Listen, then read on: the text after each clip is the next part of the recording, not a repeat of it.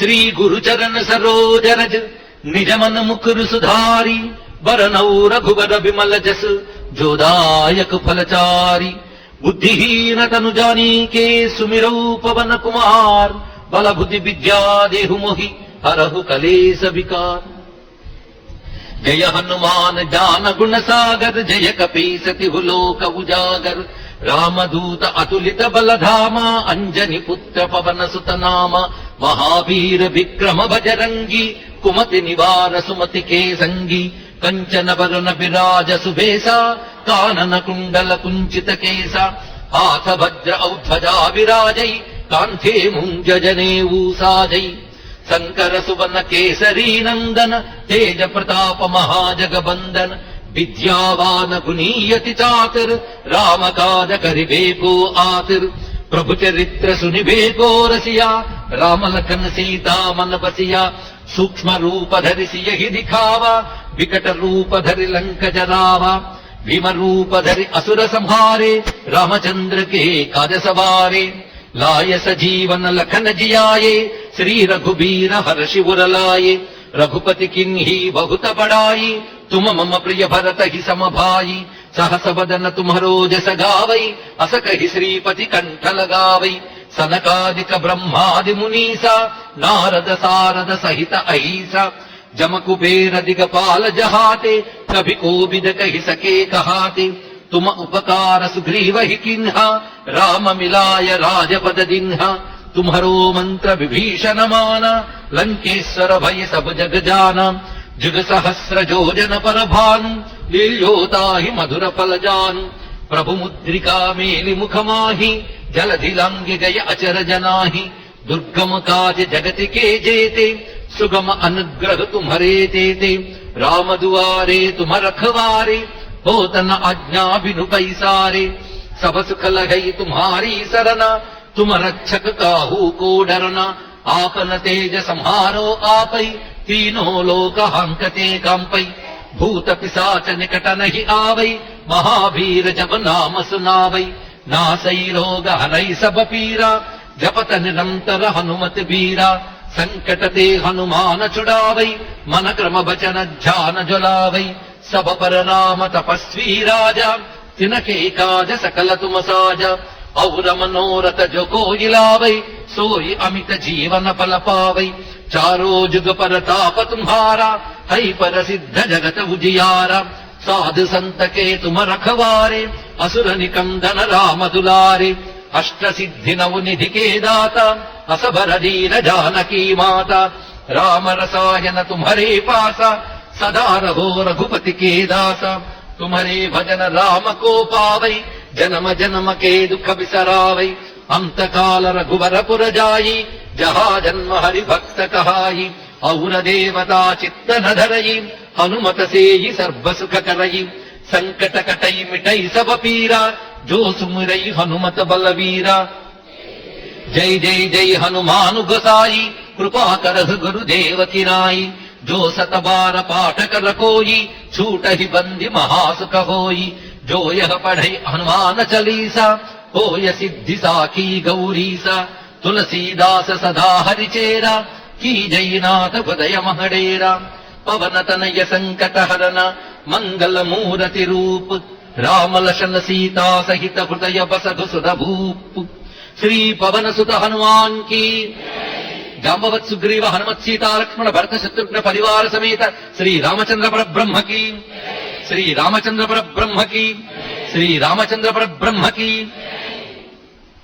श्री राम भक्त हनुमान की श्री राम भक्त हनुमान की श्री राम भक्त हनुमान की जय। नमो महद्भ्यो ऋषिभ्यो गुरुभ्यो नमः। శ్రీ సీతారామాంజనేయమైన సభా సదస్సుకి సవినీయ నమస్సులు సమర్పణ చేసుకుంటూ తులసీదాస్ మంత్రమయంగా దర్శించి అనుగ్రహించినటువంటి దివ్య మంత్రరాస హనుమాన్ చాలీసా, అందులో దోహాలు రెండు చౌపాయిలు అంతవరకు మనం వివరించుకున్నాం. ఈ రెండింటి ఆధారంగా మనం కొన్ని సుందరకాండ అంశములు, కొన్ని రామాయణంలోని అంశములు, కొన్ని మంత్రశాస్త్రాల్లో ఉపాసనకు సంబంధించిన అంశములన్నీ స్మరించుకున్నాం. అలా ఆంజనేయ వైభవం చెప్పుకున్నాం. ఇప్పుడు మూడో చౌపాయిలోకి వెళ్లే ముందు నిన్నటి చౌపాయిలో చివరి నామం నామ. రామదూత అతులిత బలరామ అంజని పుత్ర పవనసుత నామ.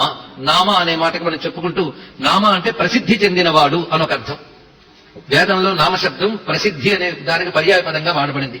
అందుకు ప్రసిద్ధి చెందినవాడు, హనుమంతుని కీర్తి జగత్ ప్రసిద్ధి చెందింది కనుక ఆయన నామ. రెండవది నామస్వరూపుడు ఆంజనేయ స్వామి వారు. దీనికి మనకి ప్రమాణంగా నేను చూపిస్తూ, తపతే పాయేవు పవనసత సుందర నామానాం. నువ్వు నామనా అనే పేరుతో చెప్పబడుతున్నావు, ఎందుకంటే రోము రోమమే రామ్. నీ రోమ రోమంలో కూడా రామనామే ఉన్నది. అది ఆంజనేయ స్వామి మౌనంగా కూర్చున్నా ఆయన చుట్టూ రామనామం ధ్వనిస్తూ ఉంటుందట, ఎందుకంటే ఆయన శ్వాసలోనే అది ఉన్నది. ఇది ఒక ప్రక్రియ. సాధారణంగా మంత్రజపం చేసేటటువంటి వారు లెక్క పెట్టుకుంటూ అయిందో లేదో అని మధ్యలో మారు చూసుకుంటూ ఉంటారు పాపం. ఇటువంటి వాళ్ళకి అర్థం కాదు అసలు ఈ తత్వం నిజానికి. ఉచ్ఛ్వాస నిశ్వాసలే మంత్రం అయిపోయేటట్టు జపం చేసిన వాళ్ళు ఉంటారు. గచ్చం తిష్టం స్వపం జాగ్రం ఉన్మిషన్ నిమిషన్ నపి అని శాస్త్రం చెప్తున్నది. వాళ్ళ మంత్రం గురించి ఊపిరి ఎలాగో మంత్రం అలా ఉంటుంది వాళ్ళకి. ఊపిరి మనం మడికట్టుకు తీస్తామా, సర్వకాల సర్వావస్థల్లోనూ ఊపిరి ఎలా ఉంటుందో, సాధన దశలో ఒక స్థితికి వెళ్ళినటువంటి వారు ఆ మంత్ర విస్మృతి జరగదు వాళ్ళకి, వాళ్ళు నిరంతరం ఉంటుంది. అందుకే మన గతంలో ఇక్కడ చెప్పుకున్నాం, వాళ్ళ శరీరాలు మాంసమయ శరీరాలు కావు, మంత్రమయ శరీరాలు. అలాంటి సిద్ధపురుషులు ఉంటారు, వాళ్ళ అణువణువు మంత్రమే ఉంటుంది, మరొకటి ఉండదు. అలాంటి శరీరాలు కలిగిన వాళ్ళనే మహాపురుషులు సిద్ధపురుషులు అని అంటారు. మంత్రసిద్ధులు ఆ విధంగా ఉంటారు. అలాగా రామమంత్ర సిద్ధుల్లో మొదటివాడు ఆంజనేయ స్వామి వారి, తర్వాత ఎవరి గురించి అని చెప్పుకోవచ్చు. రామనామ మహిమ తెలిసిన వాళ్ళు ఎవరయ్యా పరిపూర్ణంగా? మనం అనుకుంటాం రామనామం మీద ఉపన్యాసం చెప్పుకుంటే కనీసం వారం రోజులు కనీస పక్షాన్న చెప్పుకోవచ్చు. అయినప్పటికీ రామనామం గురించి మనం సంపూర్ణంగా చెప్పలేం. విశ్వనాథ వారు అంటారు, పావు నెరుంగు బ్రహ్మ సగపాలును మాత్రమెరుంగు పార్వతీదేవియు. రామనామ మహిమ ఎవరికి ఎంత తెలుసో చెప్తున్నాడు. పావు నెరుంగు బ్రహ్మ, రామనామం యొక్క మహిమ పావు భాగం మాత్రమే తెలిసాడు బ్రహ్మదేవుడికి, ఇంకా మామూలు వాళ్ళ గురించి ప్రశ్నే లేదు. సగపాలును మాత్రమెరుంగు పార్వతీదేవి, పార్వతీమాతకి సగం మాత్రమే తెలుస్తాడు. మరి సంపూర్ణంగా తెలిసిన వాడు ఎవరయ్యా అంటే, తెల్లము నీవెరుంగదువు రామ మహత్తు కూర్చునము విశ్వేశ్వర అంటారు. ఒక్క శివుడికి మాత్రమే సంపూర్ణంగా రామనామ మహిమ తెలిసి ఇంకెవరికి తెలియదు. అంత తెలిసిన వాడు గనకనే ఆ శివుడే హనుమంతుడే వచ్చి ఆ నామ మహిమను పండించాడు మనకి. ఇది తెలుసుకోవాల్సింది. అలాగే రామనామము సంపూర్ణంగా తన వ్యవస్థగా మారిపోయింది. మంత్రం మన వ్యవస్థ అయిపోవాలండి. ఊపిరి ఎలా మనకు తెలియకుండా అప్రయత్నంగా జరుగుతూ ఉంటుందో, మంత్రము కూడా అంత అప్రయత్నంగా జరగాలి. అది మంత్రసిద్ధి అంటే. అలాంటి వాడు మంత్ర శరీరుడు అవుతాడు. కనుక రామనామ శరీరుడు ఆంజనేయ స్వామి వారు. ఆయన చుట్టూ ఆయన అణువణువున కూడా రామనామమే ఉన్నది. అందుకు ఆ రామ అంటేనే ఆయన మనకు ఆకర్షింపబడతాడు. ఈ కారణం చేత నామా అని ఇక్కడ చెప్పారు. పవనసుత నామ. ఇప్పుడు ప్రవేశిస్తున్నాం. మహావీర విక్రమ బజరంగి కుమతి నివారు సుమతి కేసంగి. ఈ హనుమదుపనిషత్తు అని పొగడదగినటువంటి హనుమాన్ చాలీసాలో 3వ సూత్రం ఇది. సూత్రం అనే అందం బ్రహ్మసూత్రాలు దగ్గర హనుమత్ సూత్రం ఇది. ఈ 3వ సూత్రం చెప్తున్నాడు. మహావీర్ ఆంజనేయ స్వామి వీరుడు, విక్రమ బజరంగి, ఈ 3 కూడా ఆయన యొక్క వీరత్వాన్ని చెప్తున్నటువంటి నామములే. మహావీరుడు, విక్రమవంతుడు, బజరంగి. బజరంగ స్వామివారికి బజరంగ బలి అనొక పేరు కూడా ఉన్నది. ఇప్పుడు ఈ 3 నామం యొక్క విశేషం చూద్దాం. అసలు హనుమంతుడి వ్యక్తిత్వం ఒక్కసారి ఆలోచిస్తే ఆశ్చర్యం కలుగుతుంది వారికి. అతడు సామాన్యమైన వాడు కాడు. ఒక యోగి, ఒక జ్ఞాని, ఒక మహాపండితుడు, సర్వశాస్త్రవేత్త, దానికి తోడు సర్వదేవతాత్మకుడు. వీటన్నిటినీ కలగబోసుకుని పరమ సత్వమయుడే కాకుండా మహాశౌర్యమయుడు కూడా. అందుకే శౌర్యము సౌమ్యము 2 ఆయన దగ్గర ఉన్నాయి. సీతమ్మ హనుమంతుడితో మాట్లాడుతూ సౌమ్య అన్నట్టు ఉంటుంది మధ్యలో. నిజానికి సౌమ్య అనే సంస్కృత సంబోధన తెలుగులో చెప్పాలంటే నాయన అని అర్థం తెచ్చుకోవచ్చు. అంత మృదువుగా అంత సౌమ్యంగా కనబడుతున్నాడు. ఎంత సౌమ్యమో అంత శౌర్యం కూడా ఆయన దగ్గర ఉన్నది. ఆ 2 గుణములు, ఈ 2 గుణముల్ని నిభాయించడం మహా కష్టం అండి. ఒకడు మహాప్రతాపం ఉంటే వాడి దగ్గర ప్రసన్నం ఉండదు. కానీ ఆంజనేయ స్వామిని ప్రసన్నాంజనేయ అంటాం, ప్రతాపాంజనేయ అంటాం. 2 ఉన్నాయి. అది ఎవరికి సాధ్యమవుతుంది? 2 అంటే తనకు మనోనిగ్రహం ఉన్నవాడు మాత్రమే 2 గుణాలని నిభాయించుకుంటాడు. తన నుంచి ప్రకటింపబడుతున్న దాన్ని తానే నిగ్రహించుకోగలిగిన వాడు మహాత్ముడు. ఇక్కడ తన ప్రతాపాన్ని ఎవడో నిగ్రహించడం కాదు, స్వామివారే నిగ్రహించుకోగలరు. అలాంటి స్వరూపం. ఇప్పుడు వీరత్వం చూడండి. ఒక్కసారి ఆంజనేయులు లాంటి వ్యక్తిత్వాన్ని మనం భావన చేస్తే, అలాంటి వ్యక్తిత్వం ఉన్నవాళ్ళు ఒక్కడున్నా ఒక సమాజం బాగుపడుతుంది. అవునా లేదా? ఇటు శారీరక బలము, ఇటు మానసిక స్థైర్యము. కొందరు శారీరకంగా బలం ఉంటుంది కానీ మనస్సుకు బలం ఉండదు. వాడికి అన్నిటికీ భయపడుతూ ఉంటాడు. ఈ 2కి తోడు జ్ఞానము, వివేకము, అద్భుతమైన ప్రవర్తన, రాజనీతి, ఇన్ని సుగుణములు. అవే మీకు మొత్తం హనుమాన్ చాలీస అంతా కనబడుతున్నాయి. ఇలాంటి ఇన్ని సుగుణములు కలిగిన ఒక దివ్య వ్యక్తిత్వం ఊహించుకోవడానికే ఆశ్చర్యం. అందుకే మీరు బాగా తెలుసుకోవాలి, తర్వాత పిల్లలకి తెలియజేయాలి. ఇవాళ ఒక చిన్న బాధాకరమైన అంశం వినడం జరిగింది. మన హనుమంతుడి గురించి, మన ఆంజనేయుడి గురించి, మన వెంకటేశ్వర స్వామి గురించి ఈ మత పరివర్తనలు చేసినటువంటి వారు చాలా భయంకరంగా మాట్లాడుతున్నా ఏమీ చేయలేని పరిస్థితిలో ఉన్నాం. ఒక కోతిని మీరు పూజిస్తున్నారని వాళ్ళు అంటున్నారు.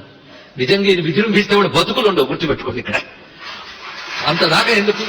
ఎప్పుడైనా ఒక్క కోతి కోపంగా చూసి మీదకి వచ్చింది అనుకోండి, తట్టుకోగలరా? ఆలోచించండి. ఆలోచించవలసిన విధానం ఇది. ఒకవేళ నిజంగా కోతిని కూడా దేవుడిగా కొలవగలుగుతున్నాము అంటే కోతిలో కూడా దివ్యత్వాన్ని చూడగలిగిన జాతి భారత జాతి. వాళ్ళకేం తెలుసు? ఆయనకు వానర ముఖమే కాదు, సింహముఖం కూడా ఉన్నది. మర్చిపోరాదు అది. ఇక్కడ ప్రతి దానిలో ఒక రుద్రత్వం ఉంటుంది. ఆ రుద్రత్వాన్ని పరిశీలించాలి. ఆ రుద్రత్వం విజృంభించిందా తట్టుకోలేము. ఒక కుక్క పిల్లల్ని కంటే ఆ పిల్లల మీద చేయవేయండి, ఆ కుక్కలో రుద్రుడు పైకి వస్తాడు. నిగ్రహించగలరా? అందుకు మనం చూస్తున్న ప్రకృతిలోనే కనబడుతుంది. అందుకు హనుమంతుడు సామాన్య వానరుడు కాదు, దివ్యత్వం. ఆ జాతి, వానర జాతి అనేటువంటిది ఏదుందో అది ఇప్పుడు కోతులతో పోల్చడానికి లేదు. మనకంటే ఇవే పరిచయం కనుక ఇవే అని అనుకుంటున్నాం. ఆ జాతి వేరు. ఎందుకంటే నరులతో సమానంగా వేదాధ్యయనం చేసిన జాతి. మర్చిపోరాదు. ఏం చదివాం, ఏం చూసి మాట్లాడుతున్నాం? ఇలాంటి వాళ్ళ పై మాటలు విని మనం మన మతం యొక్క విలువ తెలుసుకోకుండా పోతున్నాం కనుక ఇక్కడ మీకు చెప్పడం ఇది. మామూలు వానరుడు కాదు ఆయన. వేదములన్నీ చదివినటువంటి మహానుభావుడు, సాక్షాత్ పరమేశ్వర స్వరూపం. అది స్పష్టమవుతుంది కదా. మహావీర్ అనే మాటకి కూడా అర్థం చూసుకుందాం. వీరుడు. వీరుడు అంటే ఎవరు? ఇక్కడది మహావీరుడు. మామూలు వీరుడు కాదండి, గొప్ప వీరుట. వీరత్వం ఎన్ని రకాలుగా ఉంటుందంటే శాస్త్రం చెప్తున్నది 4 రకాల వీరత్వాలు ఉంటాయి. వీరశ్చతుర్థ. వీరత్వం 4 విధాలుగా. అవి దానవీరం, దయావీరం, యుద్ధ వీరం, ధర్మవీరం అని 4 రకాల వీరములు ఉంటాయట.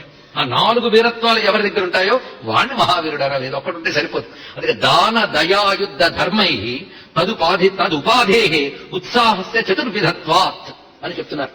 అయితే ఒక్కొక్క నవరసాల్లో వీరరసం ఒకటి. ఒక్కొక్క రసానికి ఒక స్థాయి భావం ఉంటుంది. అలంకార శాస్త్రం అంటారు. శృంగార రసానికి స్థాయి భావం రతి అంటారు, అంటే ఆసక్తి, మక్కువ. అలాగే హాస్య రసానికి స్థాయి భావం హాసము, నవ్వడం అనేది. వీరరసానికి స్థాయి భావం అంటే వీరరసం ఎప్పుడు పండుతుందో చెప్పడం. ఉత్సాహం వీరరసానికి స్థాయి భావం. అందుకే వీరరసం ప్రస్తావన చేసినప్పుడు ఉత్సాహం అనేది కనబడుతుంది. అసలు ఉత్సాహం లేకపోతే వీరత్వం ఎక్కడ ఉంటుంది? ఆ ఉత్సాహము వీరత్వం యొక్క స్థాయి భావం. ఇక్కడ 4 రకాల వీరాలు. దాన వీరం మొదటిది. వీరత్వం అంటే ఒకరిని గెలవడమే కదా. ఒకరికంటే గొప్పతనాన్ని ప్రకటించడమే వీరం. దానంతో కొందరిని గెలవచ్చు. ఎలాంటి వారైనా సరే మన మీద ఈ యుద్ధంతో వాదించడానికి వచ్చారనుకోండి, అలా కూర్చోండి, ఇదిగో ఈ వస్తువు తీసుకోండి అని ఇచ్చామనుకోండి, ఆ దానానికి వాడు కరిగిపోయి మనకు లొంగిపోతాడు. అంటే మనం దానంతో వాడిని లొంగ తీసుకున్నాం. దీన్ని దానవీరం అని అంటారు. ఇంకా దయావీరం. కొందరికి దయ చూపించి కారుణ్యం చూపిస్తే వాళ్ళు మనకు వసూలైపోతారు. అంటే దయతో కొందరిని వశం చేసుకోగలం, దానంతో కొందరిని వశం చేసుకోగలం. కార్యసాధకుడైన వాడిని ఇన్ని రకాలు చూస్తారు. అంటే దయతో వశం చేసుకున్నప్పుడు దయావీరం, దానం ఉపయోగించినప్పుడు దానవీరం. తర్వాత యుద్ధ వీరం. యుద్ధమునందు చూపించే వీరత్వం. అక్కడ బలం చూపించి వాడిని నాలో కొట్టి అణచి తన బలాన్ని ప్రకటించేటప్పుడు యుద్ధ వీరం అని అంటారు. ఇక మరొక వీరం ఏమిటంటే ధర్మవీరం. ధర్మముతో వీరత్వం చూపించడం. ఎదుటివారి ధర్మగుణాలు చూస్తే అవతల వారి దండం పెట్టి లొంగిపోతారండి. అవి ధర్మగుణములతో వీరత్వం. ఈ 4 ఉత్తమ వీరత్వం అని చెప్తాయి. ఇది కాకుండా మరికొన్ని వీరములు కూడా ఉన్నాయి. వినయ వీరం, పాండిత్య వీరం అని 2 చూపిస్తారు. పాండిత్యము, జ్ఞానము. ఈ జ్ఞానం చేత కొందరు లొంగిపోతారు. అది జ్ఞాన వీరం, పాండిత్య వీరం. ఇంకోటి వినయ వీరం. వినయంతో లొంగిపోవడం. ఒక మహాపండితుడు ఉంటాడు, కోపంగా వస్తాడు, ఆయన దగ్గర వినయంగా దండ పెట్టుకుని చల్లబడుతాడు ఆయన. ఈ వీరములు ఎవరి దగ్గర పండుతున్నాయంటే వాల్మీకి రామాయణంలో రామచంద్రమూర్తికి వీరములన్నీ ఉన్నాయని వర్ణిస్తాడండి. ఇక్కడ ఆయన దానముతో అనేక మంది శ్రోత్రియులు వాళ్ళ యొక్క మెప్పు పొందాడు. అక్కడ దానవీరం ప్రయోగించాడు. అలాగే విశ్వామిత్రుడు, వశిష్ఠుడు మొదలైన మహర్షుల దగ్గర, దశరథ మహీపతి దగ్గర పెద్దల ఎల్ల వినయం ప్రవర్తించి వినయంతో వారి మనస్సు చూరగొని వినయ వీరాన్ని ప్రకటించాడు. ఇక శబరి, మతంగ మహర్షి, శరభంగుడు ఇత్యాది మహాత్ముల పట్ల, గుహుడు, వీరందరి పట్ల ఆయన దయావీరాన్ని ప్రకటించి వారి మనస్సు చూరగొన్నాడు. ఇక రావణాది రాక్షసుల ఎడల యుద్ధ వీరాన్ని ప్రకటించాడు. ఈ వీరములత్వంలో ఎన్ని ఆయన చూపించాడో మళ్ళీ అన్ని చూపించాడు ఆంజనేయ స్వామి వారు. ఇప్పటికీ చూపిస్తాడు. తనను ప్రార్థించే భక్తులకి అభీష్ట దానం చేసి దానవీరం చూపిస్తాడు. ఆ వీరత్వం ఆపకుండా చేయగలడు ఆయన. ఎలాగైతే యుద్ధంలో వీరత్వం అంత విజృంభించి చూపిస్తాడో దానంలో కూడా అంత వీరత్వం చూపించగలడు. అభీష్ట సిద్ధుల్ని ప్రసాదించడంలో దానవీరం చూపిస్తాడు. మన యొక్క దుఃఖాన్ని చూసి కరిగిపోయి అనుగ్రహించడంలో దయావీరం చూపిస్తాడు ఆయన. ఇక శత్రుబాధలు తొలగించడంలో యుద్ధ వీరం చూపిస్తాడు. ఇక ధర్మ ప్రవర్తన అటు రాముడు గారు, హనుమంతుడు గారు ఇసుమంతా కూడా తప్పరు. కనుక ఇన్ని వీరములు కలిసిన వాడు కనుక మహావీర్. ఇది అనమాట. కనుక వీరత్వం అంటే ఇంతే. అంతేగాని వీరము అనగానే ఒక్కసారి బలమనే కాదు, ఇన్ని రకాల అర్థాలు తీసుకోవాలి. మహావీర్ అనేటువంటి విషయం ఒకటి. పైగా వీరత్వము ధీరత్వము అని రెండు గుణములు ఉంటాయి. వీర ధీర. మనం మాట్లాడుతుంటే ఈ మాటలు సాధారణంగా వీరుడు ధీరుడు అని. హనుమంతుడి దగ్గర రెండు కనిపిస్తున్నాయి, వీరత్వము ధీరత్వము. అది పైగా ఈ వీరత్వ ధీరత్వాల గురించి చెప్పేటప్పుడు ధీరాంజనేయుడు వీరాంజనేయుడు అని వ్యవహారం చేయాలి. ఎలాగైతే అభయాంజనేయ, ఆనందాంజనేయ, ప్రసన్నాంజనేయ అంటున్నామో ధీరాంజనేయ. వీరుడికి ధీరత్వం ఉండాలండి. కేవలం బలం ఉంటే సరిపోదు, ధీరత్వం ఉండాలి. ధీరుడంటే ఎవరు? మన లలితా శాస్త్రంలో కూడా వీరారాధ్య విరాట్ రూప అని ఒక చోట అంటాం, వీరగోష్ఠీ ప్రియ అని ఒక చోట అంటాం. అలాగే ధీర సమర్చిత అని ఇంకో చోట అంటున్నాం. అవునా లేదా?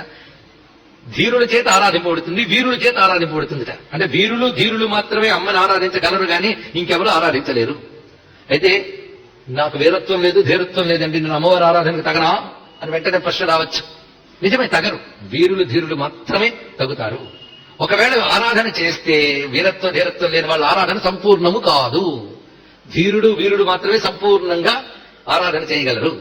అయితే వీరులు అంటే ఇంద్రియాలను నిగ్రహించగలిగిన వాడు వీరుడు. ఇది తెలుసుకోవాల్సింది. వీరుడంటే అది అర్థం. ఈ మాట ప్రహ్లాద హిరణ్యకశిపుడు అన్నాడు, లోకములన్నీ గడియలోన జయించిన వాడవు ఇంద్రియానీకము గెలవలైతివి అన్నాడు. ఇక్కడ లోకాలన్నీ జయించినంత మాత్రం వీరుడు కావయ్యా. అసలు నిన్ను పతనం చేయించేది నీ ఇంద్రియ వ్యామోహం. దాన్ని నిగ్రహించు, అప్పుడు వీరుడు అనిపించుకో. అందుకు భగవద్ ఆరాధన చేసేటప్పుడు ఇంద్రియ నిగ్రహం లేనివాడు సరిగ్గా ఆరాధన చెయ్యలేడు. అవునా లేదా? చపలతో అటు ఇటు చెదిరిపోతూ ఉంటుంది. ఇప్పుడు కొందరు ఉపన్యాసం వింటున్నప్పుడు చెదురుతోంది ఏమిటో నాకు తెలియదు. కనుకనే ఇంద్రియాన్ని జయించడం అనేది అంత తేలిక కాదండి, సామాన్యమైన విషయం కాదు. ఎందుకంటే అసంశయం మహాబాహో మనో దుర్నిగ్రహంచలం అభ్యాసేన కౌంతేయ వైరాగ్యానికి గృహ్యతే. మనస్సు నిగ్రహించుకో, ఇంద్రియాలను నిగ్రహించుకో చెప్పడం తేలికే, చేయడం మహాకష్టం. మహాకష్టమని మానయ్యకు సాధన చేస్తే సులభమే. సాధన చేయి, అభ్యాసంతో వైరాగ్యంతో సాధన చేయి. కానీ ఎవరు అభ్యాస వైరాగ్యములతో ఇంద్రియాలను నిగ్రహించుకుంటారో వారు వీరులు. ఆ వీరత్వం ఎవరికి సహజంగా ఉంటుందో వారు మహావీరులు. ఇది తెలుసుకోండి ఇక్కడ. అందులో జితేంద్రియుడైన హనుమంతుడు వీరుడు అని జితేంద్రియం బుద్ధిమతాం వరిష్టం అది తీసుకోవాలి. జితేంద్రియుడు. ధీరులు అంటే ఎవరో చూద్దాం. ధీరులు అనే మాటకి కాళిదాసు కుమార సంభవంలో చక్కటి నిర్వచనం చెప్తున్నాడు. వికారహేతవు సతి విక్రియంతే ఏషాం నచేతాంసి తయేవ ధీరాహ. అంటే తన ఎదురుగా వికారం కలిగించేవి ఉన్నప్పటికీ వికారానికి లొంగకుండా ఉండగలగడమే ధీరత్వము అన్నాడు. నన్ను ఏం చేయమంటారండి, వాడు ఆ సమయంలో అలా ప్రవర్తించారు కనుక నేను ఆపుకోలేకపోయినా కొట్టాను అన్నట్టు. అంటే ఉట్టప్పుడు మంచివాడిని, పరిస్థితి సరిగ్గా లేనప్పుడే చెడ్డవాడిని అవుతాను. అందరూ అనుకూల పరిస్థితులు, అందరూ గొప్పవారే. ప్రతికూల పరిస్థితుల్లో కూడా నిగ్రహంగా ఉండగలగాలి, మనస్సుకి వికారం రాకుండా ఉండగలగాలి. అలాంటి వాళ్ళని ధీరులు అంటారు. అలాంటి ధీరుడు ఆంజనేయ స్వామి వారు. ఆ వీరత్వ ధీరత్వాలు రామాయణంలో మీకు అడుగడుగునా కనబడతాయి. ఎక్కడ తొణకుడు బెడకడు. హనుమ మీరు పరిశీలించండి. సాధారణంగా వీరత్వం ఉన్న వాళ్ళు ఆవేశంతో ఊగిపోతారు. హనుమ అంత వీరుడై ఎంత బ్యాలెన్స్ గా ఉంటాడు. బ్యాలెన్స్ ఎందువల్ల వచ్చింది? వీర ధీరత్వ గుణాల వల్ల. ఇంద్రియాలను నిగ్రహించుకోగలిగే స్వభావము, వికార పరిస్థితులు ఉన్నా చెలించకుండా ఉండడం. అది సుందరకాండలో ఒక పరిస్థితిలో చూపిస్తాడు ఆయన ధీరత్వం. ప్రతి గుణానికి ఒక కథ తీసుకోవాలి, దాన్ని బట్టి మనకు ఆ సుందరకాండ విన్న పుణ్యం కూడా సంపాదించేయాలి. అది అన్ని కాండలు చెప్పుకుంటూ వస్తున్నాం కదా. ధీరత్వానికి ఉదాహరణ మనకు తోడు చూద్దాం. కానీ మహావీర ధీర, ఈ ధీరత్వం గురించి ఎప్పుడు ఎక్కడ బయట పెట్టాలని తెలుసు. వీరుడు అనే మాటకు ఒక నిర్వచనం చెప్తుందని శాస్త్రం. ఏన స్వయం అక్షతస్సన్ పరాన్ జగితి తద్వీర్యం. వీర్యం అనే మాటకి ఇది అర్థం. అవతల వాడితో యుద్ధం చేసినప్పుడు తాను దెబ్బ తినకుండా ఎదుటివాడికి దెబ్బ తీయగలిగినప్పుడు వీరుడు అవుతాడు. ఇక్కడ అది ఆంజనేయ స్వామి వారి దగ్గర కనబడుతుంది. ఆయన ఎక్కడ దెబ్బ తినడు, అవతల వారిని సులభంగా దెబ్బతీస్తాడు. పైగా మరొకటి, వీర శబ్దానికి మరొక అర్థం ఉన్నది. ఈరా అంటే గతి అని అర్థం. వివిధాహ ఈరాహ అన్నాడు. వివిధములైన గతులు కలవాడు వీరుడు అన్నాడు. వివిధములైన గతులు అంటే రకరకాలుగా ప్రవర్తిస్తాడు. ఆంజనేయ స్వామి చూడండి ఎన్ని రకాలుగా ప్రవర్తిస్తాడో. ఆ లంకలో ప్రవేశించినప్పుడు ముందు చిన్న రూపం ధరించి వెళ్ళాడు. ఆ వెళ్ళేటప్పుడు కూడా మళ్ళీ ఎవరికి కనబడకుండా, ఎంత చిన్న రూపం ధరించినా రాక్షసులకు సులభంగా దొరికిపోవచ్చు, కానీ ఎవరికి కనబడలేదండి ఆయన. చిత్రం. ఒక్కసారి లంకలోకి ప్రవేశించిన ఆంజనేయ స్వామి వారు ఎలా తిరిగారో పరిశీలించండి. అనేక మంది పడుకుని ఉంటే వీళ్ళు చూస్తున్నాడు. కొన్ని ఏ ఒక్కరికి కాళ్ళు తగిలినా బరువు పడ్డా వాళ్ళకి తెలియాలిగా, కానీ చాలా జాగ్రత్త పడుతున్నట్టు ఆయన. అనిమ మహిమ గరిమ లగిమ చూపిస్తున్నాడు ఈయన. అవసరమైన చోట తేలికలా అయిపోయాడు. ఆ తేలిగ్గా అయిపోతే అసలు స్పర్శే తెలియదు అవతల వాడికి. అవతల ఇంకో చోట ఎంత కనబడుతున్నా బరువు లేకుండాను సూక్ష్మ రూపం ధరించడం. ఇన్ని రకాలు ఒకే సమయంలో ఎన్నెన్ని రూపాలతో సంచరించాడు. ఎవరు వస్తున్నట్టున్నారే అని అవతల వాడు చూసినప్పటికల్లా మరి కనబడ్డు, ఎక్కడికి వెళ్తాడు. అలా సంచరిస్తున్నాడు. పైగా రామాయణం జాగ్రత్తగా చదువుతుంటే ఆశ్చర్యపోతామండి.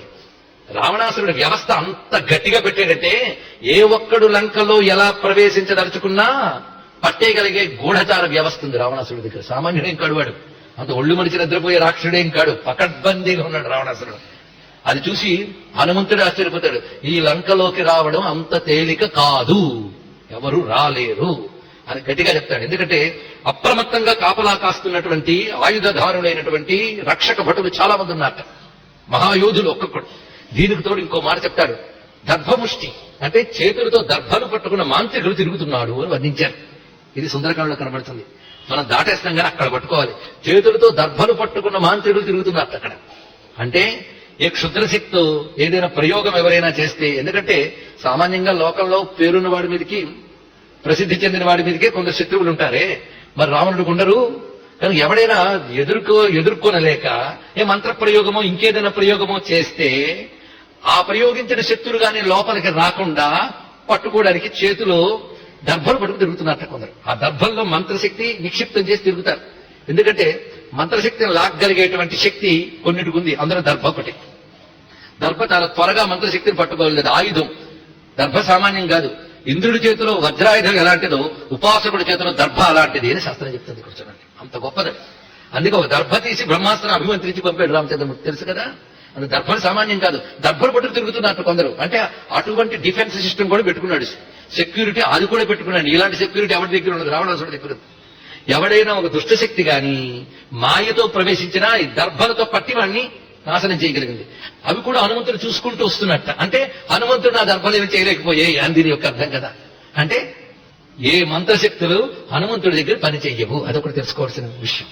అది వివిధ ఈరాహ గతయ, వివిధ గతులతో తిరిగాడు కనుక మహావీర అని మనం కీర్తిస్తున్నాం. తర్వాత విక్రమ, తర్వాత మాట మహావీర విక్రమ. విక్రమం అనేటువంటి మాటకు కూడా పరాక్రమము విక్రమము. క్రమించుట అనే మాటకు అర్థం నడచుట, వెళ్ళుట. విశేషముగా క్రమించుట విక్రమము. ఆక్రమము, విక్రమము, పరాక్రమము అని మీరు వినుంటారు. అంటే అవతల వాడి కంటే ఎక్కువతనాన్ని రుజువు చేస్తూ వివిధ విధాలుగా తన బలాన్ని బయట పెడితే దాన్ని విక్రమము అని అంటారు. ఈ విక్రమాలు ఎన్ని రకాలుగా స్వామి చూపించాడు అనేది రామాయణం అంతా మనకు కనబడుతున్న అంశములు. ఇవి కాకుండా ఇతర పురాణాల్లో కూడా ఆయన చేసినటువంటి అసుర సంహార గాథలు, అహిరావణ వధ, మైరావణ వధ, శతకంఠ రావణ వధ అని ఇత్యాదులు కనబడతాయి మంత్రశాస్త్రంలో. కొంతమంది అవి జరిగాయా లేదా అని అంటూ ఉంటారు, కొంతమంది జరిగాయని నమ్మి ఉపాసన చేస్తూ ఉంటారు. మంత్ర విషయములు అవి కూడా. అంటే రామాయణానికి సంబంధించిన కథ మాత్రమే మనకు తెలుసు. ఇతరత్రా ఎన్ని రకాల ఆంజనేయ స్వామిని విజృంభించాడో వాళ్ళకి తెలియదు. ఈ అహిరావణుడు అనేటువంటి వాడు మంత్రశక్తితో రామలక్ష్మణుని తీసుకెళ్లి దాచిపెడతాట పాతాళ లోకంలో. అప్పుడు హనుమ అది కనుక్కుని కిందకెళ్తాడు. ఆకాశం మీద ఎగరడం మనకు తెలుసు, భూమి మీద విజృంభించడం తెలుసు, పాతాళానికి కూడా చొచ్చుకు వెళ్ళి అక్కడ వాళ్ళని కొట్టాడు ఆంజనేయ స్వామి వారు. అది గమనించవలసిన విషయం. అందుకే తిహులోక ఉజాగరంటే ఇది కూడా.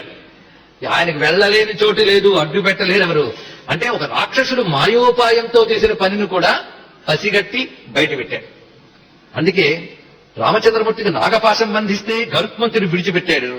అదేవిధంగా ఇక్కడ ఈ అసురుడు మాయతో పాతాళానికి తీసుకువెళ్లి దాచిపెడితే ఆంజనేయ స్వామి వారు ఛేదించారు. అందుకు ఆయన విక్రమము ఎక్కడికైనా క్రమిస్తుంది. అంటే ఎక్కడికైనా వెళ్ళగలిగిన వాడు, ఎటైనా వెళతాడు, దేన్నైనా ఆక్రమించగలడు. అది చెప్పడం విక్రమ అనే శబ్దంలో ఇది కనబడుతుంది. మహావీర విక్రమ బజరంగి. తర్వాత మాటకు వచ్చాం. ఇది చాలా ముఖ్యమైనటువంటి మాట. బజరంగి. బజరంగి అంటే వజ్రాంగ్ అని అర్థం. వజ్రంగ్ అంటే వజ్రాంగ్, ఇది శబ్దం. బజరంగ బలి అంటే వజ్రాంగ బలి, ఇది అర్థం. ఆ సంస్కృత శబ్దము అవధీ భాషలో హిందీలోకి బజరంగ్ అని మారిపోయింది. మహావీర బజరంగ్, విక్రమ బజరంగి, వజ్రాంగి అని అర్థం అన్నమాట. ఇది వజ్రమయమైన శరీరం స్వామివారిది. వజ్రము అంటే వజ్రాయుధం మనకు తెలుసు కదా. వజ్రం అంటే ఏ ఒక్కరూ ఛేదించలేనిది వజ్రము అని. వజ్రబలం అంటే ఎవరు కొట్టలేరు, దెబ్బ తీయలేరు, దాన్ని ఛేదించలేరు. అలాంటి దాన్ని వజ్రకాయము అని అంటారు. ఆంజనేయ స్వామి వారిది వజ్రకాయం. ఇది వజ్రకాయుడుగా ఆంజనేయ స్వామిని ఉపాసించిన ఒక పద్ధతి అంది. ఇది రామాయణంలోనే 2-3 చోట్ల చూపిస్తాడు. వజ్ర సంహననోపేతో హనుమాన్ మారుతాత్మగ అని బాలకాండలోనే ఏ విధంగా హనుమంతుడు అవతరిస్తాడో ప్రస్తావన చేస్తూ వాల్మీకి అంటాడు. అంతేకాదు హనుమంతుడిని చూసి సీతమ్మ వజ్రదంశ్లనకో భీమో వైదేహీమిదమబ్రవీత్ అని సుందరకాండలో కనబడుతుంది. వజ్రదంశ్ల వజ్రనఖములతో ఉంటాడట. ఈ వజ్ర ఆంజనేయుడు మంత్రం ఒకటి ఉందండి. సభలో ఎంత మేరకు చెప్పవచ్చు అది చెప్పుకోవచ్చు. నమో హనుమతే రుద్రావతారాయ వజ్రదేహాయ వజ్రనఖాయ వజ్రముఖాయ వజ్రరోమ్ని వజ్రనేత్రాయ వజ్రదంత్రాయ వజ్రకరాయ వజ్రభక్తాయ రామదూతాయ నమః. ఇది మంత్రం. ఈ మంత్ర జపం చేస్తే ఆ శరీరానికి దృఢత్వం వస్తుంది. అందుకు శ్రద్ధగా వినేవాళ్ళు మరొక్కసారి వినవచ్చు. నమో భగవతే రుద్రావతారాయ వజ్రదేహాయ వజ్రనఖాయ వజ్రముఖాయ వజ్రరోమ్ని వజ్రనేత్రాయ వజ్రదంతాయ వజ్రకరాయ వజ్రభక్తాయ. 8 వజ్ర శబ్దములు చూపించారు ఇక్కడ. అంటే రోమములు కూడా వజ్రములేట. ఆ పదును గాని ఇంకొకరు గాని కొడితే తట్టుకోగలిగిన శక్తి. అందుకే అద్భుతమైన మాట కూడా చెప్తాడు మహానుభావుడు తులసీదాస్. జాకీ చుబుక చోట చూరనకియా రసమద కులిద కఠోరకు అని మాట్లాడాడు. ఇది వినయ పత్రిక అనే దాంట్లో తులసీదాస్ చెప్తున్నమాట. జాకీ చుబుక చోట చూరనకియా రసమద కులిద కఠోరకు. ఇంద్రుడు వచ్చి వజ్రాయుధంతో కొట్టాడు కదా, కొట్టిన పుట్ట ఆ వజ్రాయుధ పదును దెబ్బతినేసింది రండి స్వామి దవడ తగిలి. ఆ దవడకి ఏమీ నిజానికి కాలేదు, ఏదో చిన్న సొట్టబడింది అంతే. అది వజ్రాయుధం మీద గౌరవంతో సరిగ్గా గరుత్మంతుడు కూడా ఈ విధంగానే ఆ వజ్రాయుధం ప్రయోగించినప్పుడు దాన్ని గౌరవించి అంత రెక్కల్లో ఒక ఏకమాత్రం వదిలేస్తాట. ఎందుకంటే వజ్రాయుధం ఫెయిల్ అయింది అనిపించుకోకుండా ఉండడం కోసం అంతే. అది అక్కడ గరుత్మంతుడు మళ్ళీ హనుమంతుడు ఇద్దరికి మళ్ళీ చూసుకోండి. అన్ని మార్లు వైనతేయ సమోజవే అని గరుత్మంతుడు ఉపాసన ఎంతటిదో హనుమతి ఉపాసన అంతటిది. ఒక్క హనుమంతుడి గురించి మనం చెప్పుకున్నప్పుడు మనకు తెలియకుండానే ఎందరి దేవతాశక్తులు మనల్ని అనుగ్రహిస్తున్నాయో తెలుసా? ఆ గరుత్మంతుడు కూడా అనుగ్రహిస్తున్నాడు, నరసింహస్వామి అనుగ్రహిస్తున్నాడు, ఇంకో వైపు వరాహస్వామి, హయగ్రీవ స్వామి, వీళ్ళందరూ వస్తారేంటి ఇప్పటికే వచ్చారు. పోల్చుకోగలిగిన వాళ్ళు ధన్యులు మరి చెప్పడానికి. హనుమంతుడు అంటే ఇన్ని దేవతల సమాహారమూర్తి. ఒక్కొక్కప్పుడు ఒక్కొక్క ముఖం బయట పెడతాడు ఆయన. అందుకే ఏకాదశ ముఖాంజనేయుడున్నాడు, సప్తముఖాంజనేయుడున్నాడు, పంచముఖాంజనేయుడున్నాడు. ఇవన్నీ మంత్ర విశేషాలు ఇవన్నీ కూడా. అంటే హనుమంతుడు వివిధ సమయాల్లో తన నుంచి చూపించిన ఒక్కొక్క రకమైన బలము ఒక్కొక్క దేవతాశక్తి. ఆ బలాన్ని ఆ దేవతగా చూపిస్తాడు. ఒకప్పుడు గరుత్మంతుడు బలం చూపిస్తాడు, ఒకప్పుడు హయగ్రీవ బలం చూపిస్తాడు. అది రామాయణంలో అడుగడుగునా చూపిస్తాడు ఆయన. దానిని మంత్రశాస్త్రవేత్త దేవతా స్వరూపాన్ని దర్శించి మనకు పంచముఖాంజనేయ మూర్తిగా చెప్పాడు. ఈ రెండు సమన్వయించడం చేతకాక చాలా మంది రామాయణంలో పంచముఖాంజనేయుడు లేడు, ఏకాదశ ముఖాంజనేయుడు లేడు, తర్వాత మంత్రశాస్త్రంలో వచ్చాయి అని. వీళ్ళకి సరైన ఉపాసనా దృష్టి లేకపోవడం వల్ల వచ్చినటువంటి బలహీనత. ఎలా చూడాలో హనుమంతుడు అన్ని మంత్రమూర్తులు సుందరకాండలో ఉన్నాయి. అవి చూపించడానికి మనం ఇక్కడ హనుమాన్ చాలీసా ఆధారం చేసుకుని వెళుతున్నాం. సుందరకాండలో పంచముఖాంజనేయుడు ఎక్కడెక్కడ ఉన్నాడో మనం త్వరలో చూద్దాం. మొత్తానికి ఇక్కడ గరుత్మంతుడు ఎలాగైతే వజ్రాయుధాన్ని మన్నించి కాసింత ఒక్క ఈక వదిలేట్టు అక్కడ పోలే అది అది వజ్రాయుధం ఏం చేయలేకపోయింది. అంత వజ్రాయుధం కూడా మళ్ళీ మహానుభావుడి దగ్గర కూడా అంతే. ఆ దవడ కాసు నొక్కుపడింది. మరి వజ్రాయుధం ఏమైంది అంటే రసమద కులిద కఠోరకు. ఆ వజ్రాయుధం పదును తగ్గిపోయి వంగిపోయింది హనుమంతుడి గడ్డం తగిలి అని అంటున్నాడు తులసీదాస్. అంత బలమైనది. పైగా లాల్ దేహు లాలీలసి అరుదరు లాల్ లంగూరు వజ్రదేహ దాన బదలన జయ జయ జయ కపిసూర్ పవనతనయ హనుమాన్ అని మరొక చోటు అంటారు మన తులసీదాస్ గారి. ఇన్ని చోట్ల వజ్రదేహ అనేటువంటి మాట కనబడుతున్నదో చూడండి. అంటే మంత్రశాస్త్రం అంతా ఆయన వజ్రదేహుడుగానే చూపిస్తున్నది. పైగా వజ్రాన్ని తట్టుకుని నిలబడగలిగిన వజ్రదేహమే కాదు, ఆయన శరీరము ఒక వజ్రమయం. అనేక రకాల దేవతాశక్తులు ఆయన శరీరంలో ఉన్నాయి. ఆ కారణం చేతనే ఏ ఒక్కరూ ఏమీ చేయలేరు. కనుక వజ్రాంగ బలి అనే మాటకి ప్రధానంగా గ్రహించవలసిన అర్థం ఏంటంటే ఏ ఆయుధము ఆయన దగ్గర పనిచేయదు గనక అది వజ్రాంగం. అదే తెలుసుకోవాల్సింది. ఏ ఆయుధం ప్రయోగించినా ఆయన ఏమీ చేయలేదు, చెక్కు చెదరడు ఆయన.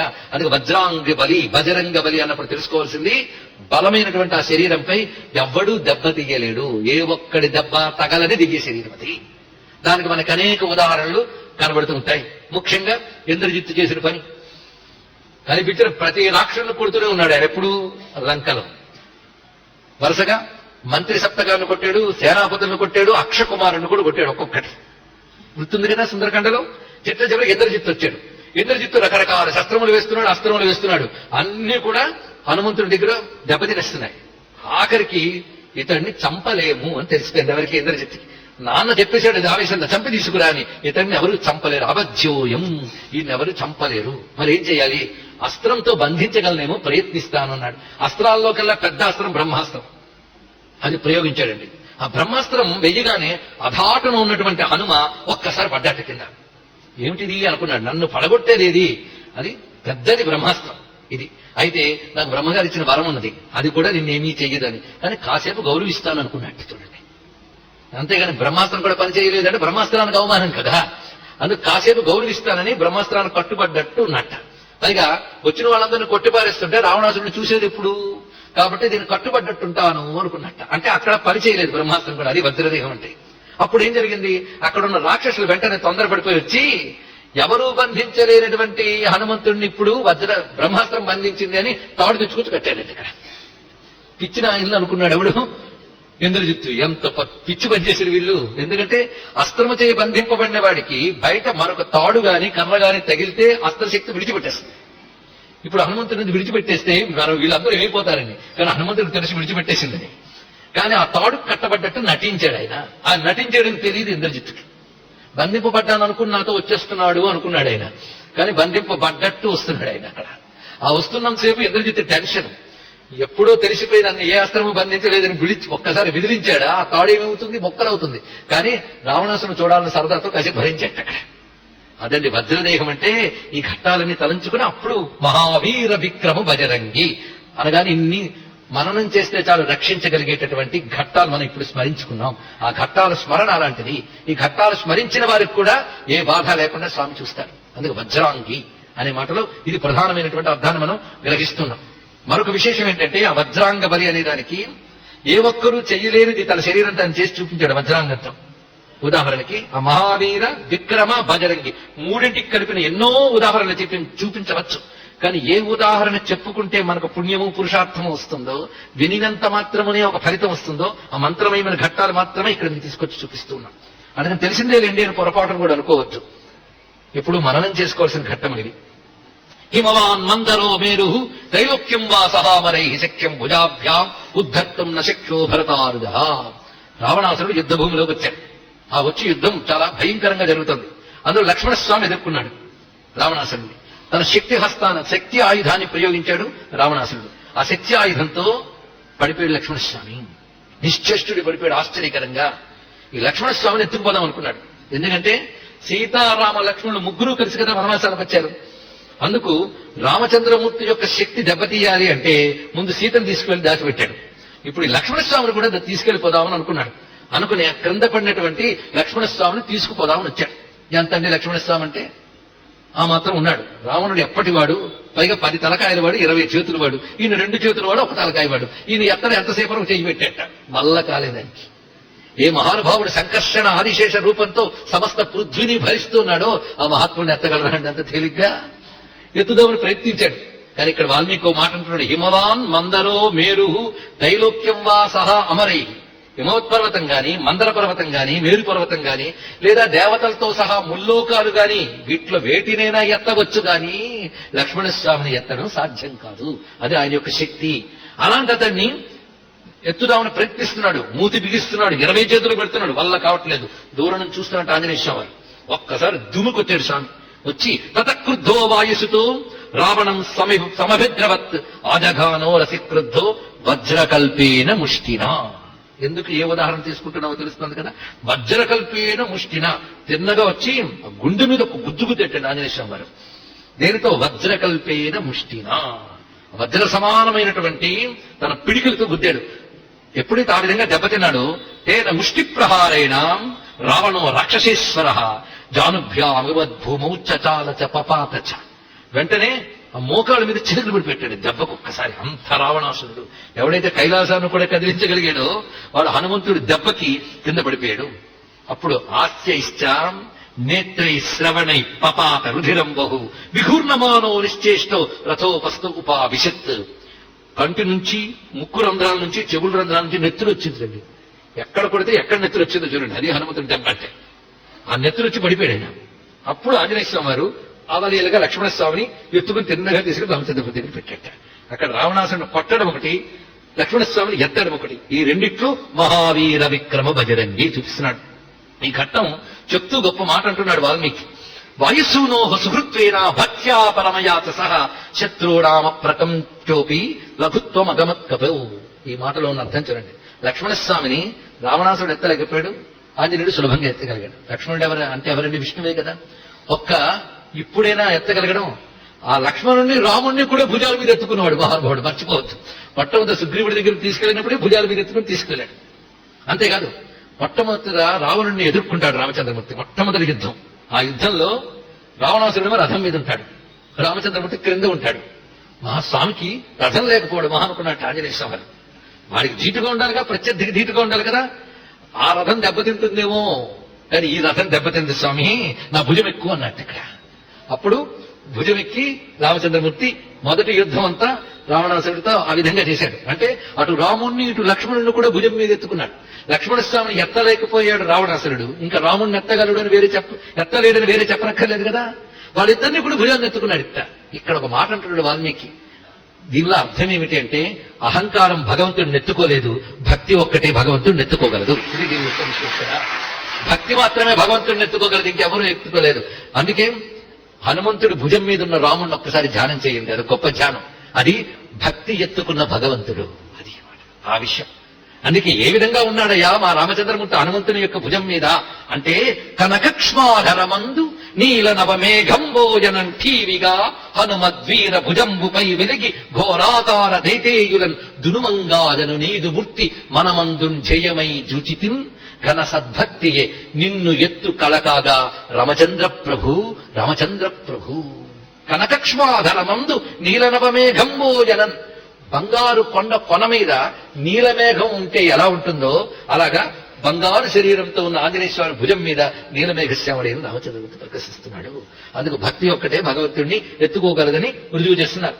అందుకే ఆ వజ్రాంగి అయినటువంటి స్వామి బలాన్ని ఇక్కడ కూడా మనం వజ్రకల్పేన ముష్టినా అనే మాట ద్వారా గ్రహించాం. ఇన్ని రకాలుగా స్వామి యొక్క ఆ దివ్యమైనటువంటి వజ్రకాయానికి మనం నమస్కారం చేసుకుందాం. పైగా ఈయనకి వజ్ర శరీరం చిన్నప్పటి నుంచి ఉందని శాస్త్రం మనకు కనబడుతోంది. కౌపీన కటి సూత్రాభ్యాం విరాజంతం మహాభుజం ఆశ్చర్యభూతం లోకానాం వజ్ర సంహననం కపిం అని పరాశర సంహిత అంజనాదేవికి పుట్టిన చిన్న హనుమంతుడిని వర్ణిస్తూ మహాభుజములతో మొత్తం దేవతలకు కూడా ఆశ్చర్యం కలిగేటువంటి వజ్రకాయంతో ఉద్భవించాడు ఆంజనేయ స్వామి వారు అని. అంటే జన్మతః ఆయన వజ్రకాయుడే. పైగా ఇంత దెబ్బతిన్న తర్వాత కొంతసేపటికి తేరుకుని రావణాసురుడు అంటున్నాడు, అధాస్య మహాతేజ రావణో వాక్యమబ్రవీత్ సాధువానరా వీర్యేణ శ్లాఘనీయోసి మే రుపు. నువ్వు శత్రువైనా నీ బలం చూస్తే పొగడకుండా ఉండలేకపోతున్నానయ్యా, అద్భుతం నీ బలం అన్నట్టండి. దెబ్బతిన్నవాడు పొగడ్డం అనేది చాలా ఆశ్చర్యం. మొత్తానికి ఆ విధంగా రావణుడే పొగడేట. ఇప్పుడు తర్వాత మాట కుమతి నివార సుమతి కేసంగి. ఇది చాలా ముఖ్యం. ఎందుకంటే ఆధ్యాత్మిక సాధన అంటే చాలా మంది అనుకుంటారు ఏదో అద్భుతం జరిగిపోవడమే ఆధ్యాత్మిక సాధన యొక్క ఫలమని. ఇవాళ మనం జపం చేస్తాం, రేపు ఆకాశం మీద కురిసిపోవాలి, అంతే కదా. ఆధ్యాత్మిక సాధన అంటే వండర్స్ అనుకోవద్దు. ఆధ్యాత్మిక సాధన యొక్క అసలైన ప్రోగ్రెస్ ఏమిటో తెలుసా? చిత్తం ఎంత మేరకు శుద్ధమయ్యింది అనేది ఆధ్యాత్మిక సాధన యొక్క ఫలితం. అందుకే మనం చేసే ఆధ్యాత్మిక సాధనల్ని దేనికోసమురా అంటే చిత్తస్య శుద్ధయే అన్నారు మహానుభావులు శంకర భగవత్పాల్ వారు. చిత్తశుద్ధి కోసమే ఉపాసన, చిత్తశుద్ధి కోసమే సాధన, ఇంకా దేనికి సాధన కాదు. సాధన చిత్తశుద్ధి కోసమే, అభీష్ట సిద్ధి అనేది కాదు. మమ ఉపాత్త దురితక్షయార్థం శ్రీ పరమేశ్వర ప్రీత్యర్థం, ఇందుకే సాధన. మిగిలినవన్నీ మనం వేసే వేషాలవి. అందుకు చిత్తశుద్ధి కోసమే సాధన అంతా కావాలి. అది కావాలి అంటే ఏ దైవాన్ని మనం ఆరాధిస్తున్నామో ఆ దైవాన్ని శరణు వేడాలి. నా చిత్తాన్ని నిగ్రహించుకో అంటారు కానీ నా వల్ల కాదయ్యా, నీ సహకారం కావాలి, నువ్వు అనుగ్రహించాలి అని అంటే అది తప్పకుండా చిత్తశుద్ధి ఆయన దయ వల్లే వస్తుంది. అందుకే కుమతి నివారు అది కావాల్సింది.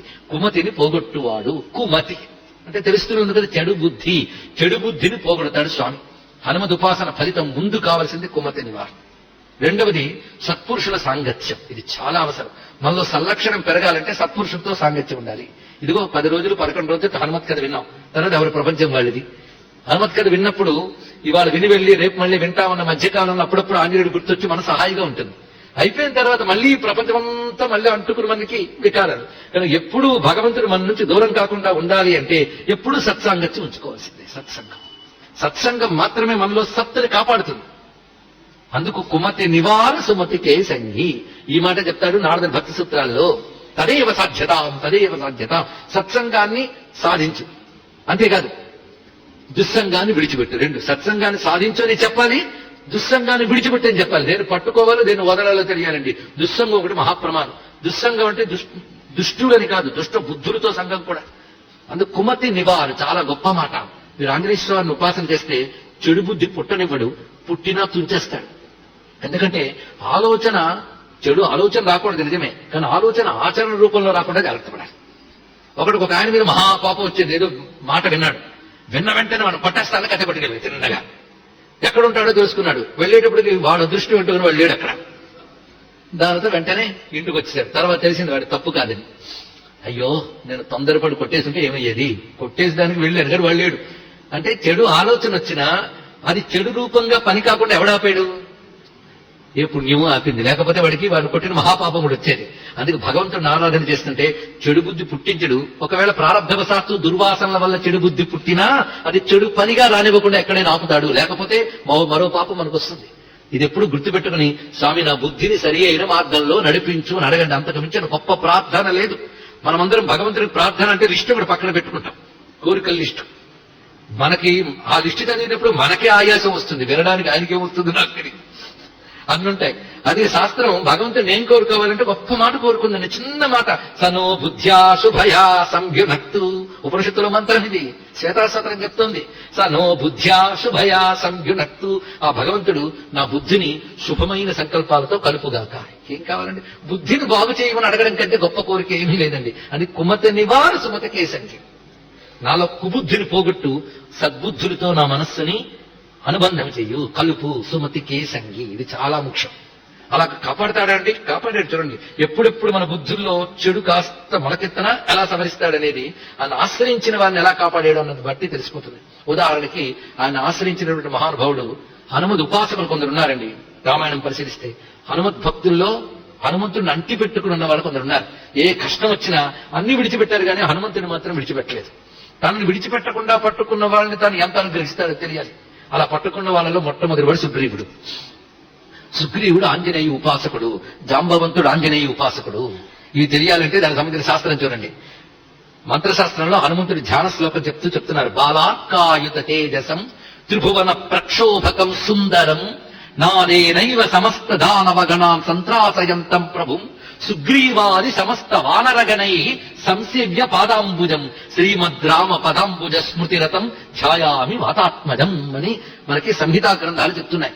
హనుమంతుడు ఎలాంటి వాడంటే ఆయన వేల కొలది ఉదయ సూర్యులు ఎలా ఉన్నారో అంత ప్రకాశంతో ఉన్నట్ట, సుందరముగా ఉన్నట్ట. ఆయన పేరే సుందరం కదా. పైగా ఒక్కసారి అట్టహాసం చేశాడా, నాదం చేశాడా, అసురులు గుండెలు ఆగిపోతున్నాయట. ఆయన కొలుచుకుంటున్న వాళ్ళు ఎవరంటే సుగ్రీవాది సమస్త వానరగణై.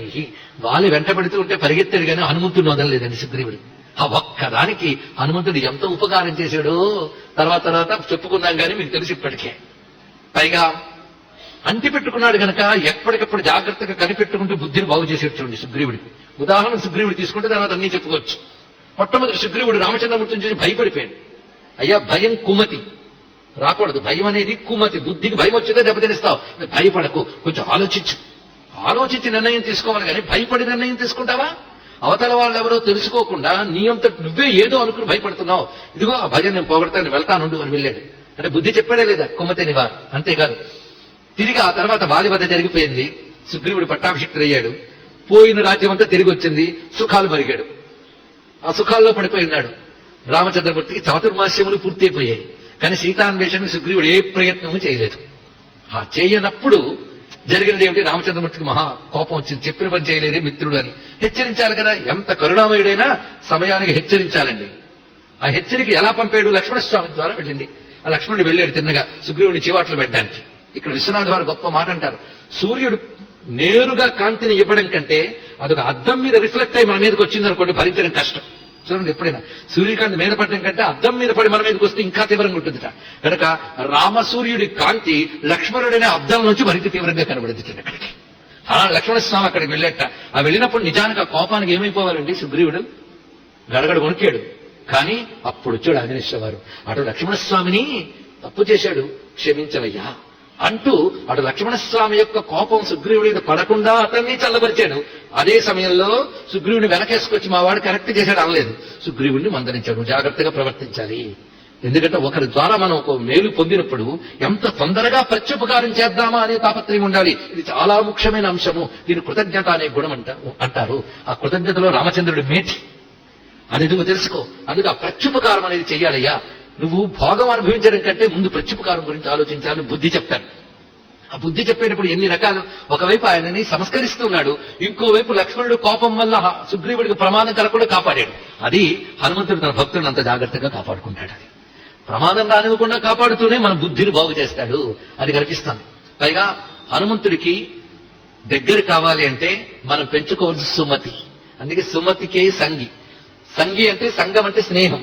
ఆయన ఎవరితో స్నేహంగా ఉంటాడంటే సత్పురుషుడితో స్నేహంగా ఉంటాడు. ఇది తెలుసుకుంటే మనకేం తెలిసింది? ఆంజనేయ స్వామి వారికి మనం దగ్గర కావాలి అన్నా, ఆంజనేయుడు మనకి దగ్గర కావాలన్నా మనకు ఉండవలసింది ఏమిటి? సుమతి. కుమతొద్దు. అందులో చెడ్డ బుద్ధిని పోగొడతాడు. చెడ్డ బుద్ధి ఉన్న వాళ్ళకి దెబ్బ తీస్తాడు ఆయన. కానీ మనలో సుమతి పెంచుకుంటే ఆయన మనకి మిత్రుడైపోతాడు. ఇది చెప్తున్నారు కదా. కనుక భగవంతుడు ఎవరికి దగ్గర అయ్యా అంటే సద్బుద్ధి ఉన్నవాడికి దగ్గర. అది తెలుసుకోవాల్సింది. నదేవో దండమాదాయ రక్షంతి పశుపాలవత్తు శాస్త్రం చెప్తున్నది. దీని అర్థం ఏంటంటే భగవంతుడు ఎవరిని రక్షించదలుచుకుంటే ఆ పక్కన బాడీ గార్డులుగా ఆయుధం పట్టుకు తిరగడండి. ఆయన ఎవరిని రక్షించదలుచుకున్నాడో వాడు బుద్ధిని బాగు చేస్తాడు. అంతే, మరి ఇంకేం లేదు. బుద్ధి బాగుంటే అన్ని బాగుంటాయి ఇక్కడ. అందుకే సుమతికే సంగి, సత్పురుషుడికి ఆయన స్నేహితుడు. దీనికి ఉదాహరణ చూడండి. హనుమంతుడు నిజానికి వానర మంత్రి. వానర మంత్రి అంటే వానర రాజు ఎవరు? ఇది ఆలోచించాల్సింది. అది పట్టుకోవాలండి జాగ్రత్తగా. రామాయణంలో అన్ని చెప్తాడు వాల్మీకి. మన బుద్ధి ఎందుకుంది ఆలోచించడానికి. వానర రాజు ఎవరు? వాలి. సుగ్రీవుడు యువరాజు. వీళ్ళిద్దరు. అప్పుడు మంత్రి ఎవరికి? అయినా వాలికే కదా. ప్రధానంగా వానరులందరి క్షేమం కోసం ఆయన వాలిని సరైన మార్గంలో పెడుతూ చూడవలసిన బాధ్యత అయింది. కానీ ఆ వాలి సుగ్రీవులు ఉభయులు కూడా దుందుభి అనబడేటువంటి ఒక దున్నపోతు రాక్షసుడితో యుద్ధంకి వెళ్తారు. కథ తెలుసు కదా. ఏ విధంగా వాలి సుగ్రీవులకి కలహం వచ్చిందో తెలుసు కదా. అయ్యో, తెలియకుండా ఉంటుంది మీకు తెలుసు. దుందుభి అని ఒక దున్నపోతు రాక్షసుడు వాడు వాలితో యుద్ధానికి వచ్చాడు. ఎందుకంటే వాలిని మించిన బలవంతుడు లేడని ఎవరు చెప్పారట. అది వాలితో వచ్చాడు. ఆ వచ్చినప్పుడు వాలి ఆయన చాలాసేపు యుద్ధం చేశాడు. ఆఖరి వాలి దాటుకు తట్టుకోవడానికి పరిగెత్తాట దుందుభి. ఆ దుందుభి అంటే వాలి పరిగెత్తాడు. అలా గుహలకు దూరారు.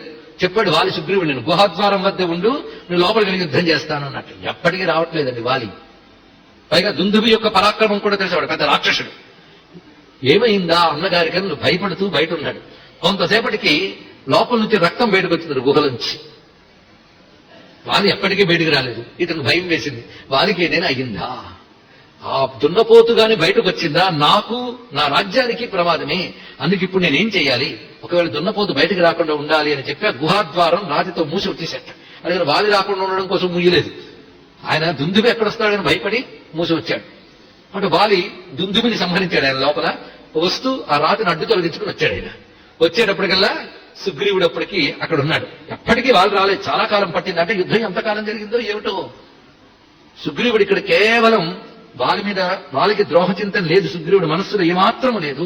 కేవలం రాజ్యాన్ని క్షేమంగా కాపాడడం కోసమని దుందివి ధాటికి రాజ్యం దెబ్బతినకుండా ఉండడం కోసం తాపత్రయపడి ఆయన వెనక్కి వచ్చాడు.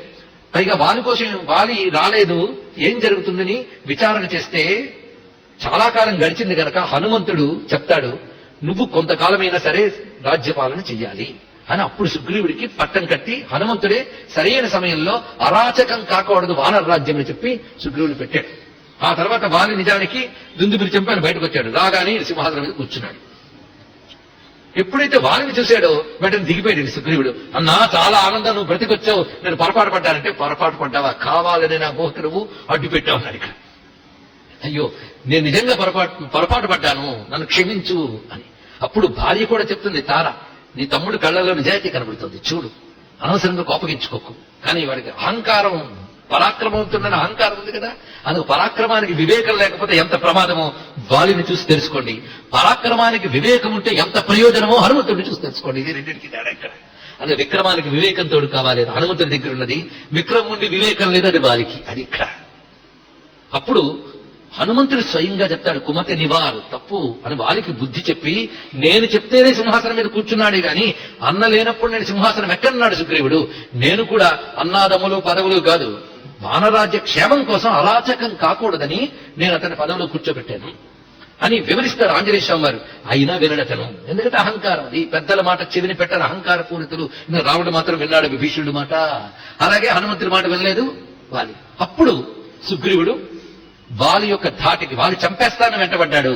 ఇంకా పారిపోతూ ఉంటే చూశాడు ఆంజనేయ స్వామి వారు, లాభం లేదు, నేను మంత్రిని కనుక రాజు దగ్గర ఉండాలి. కానీ ఇక్కడ వాలి అధర్మపరుడు.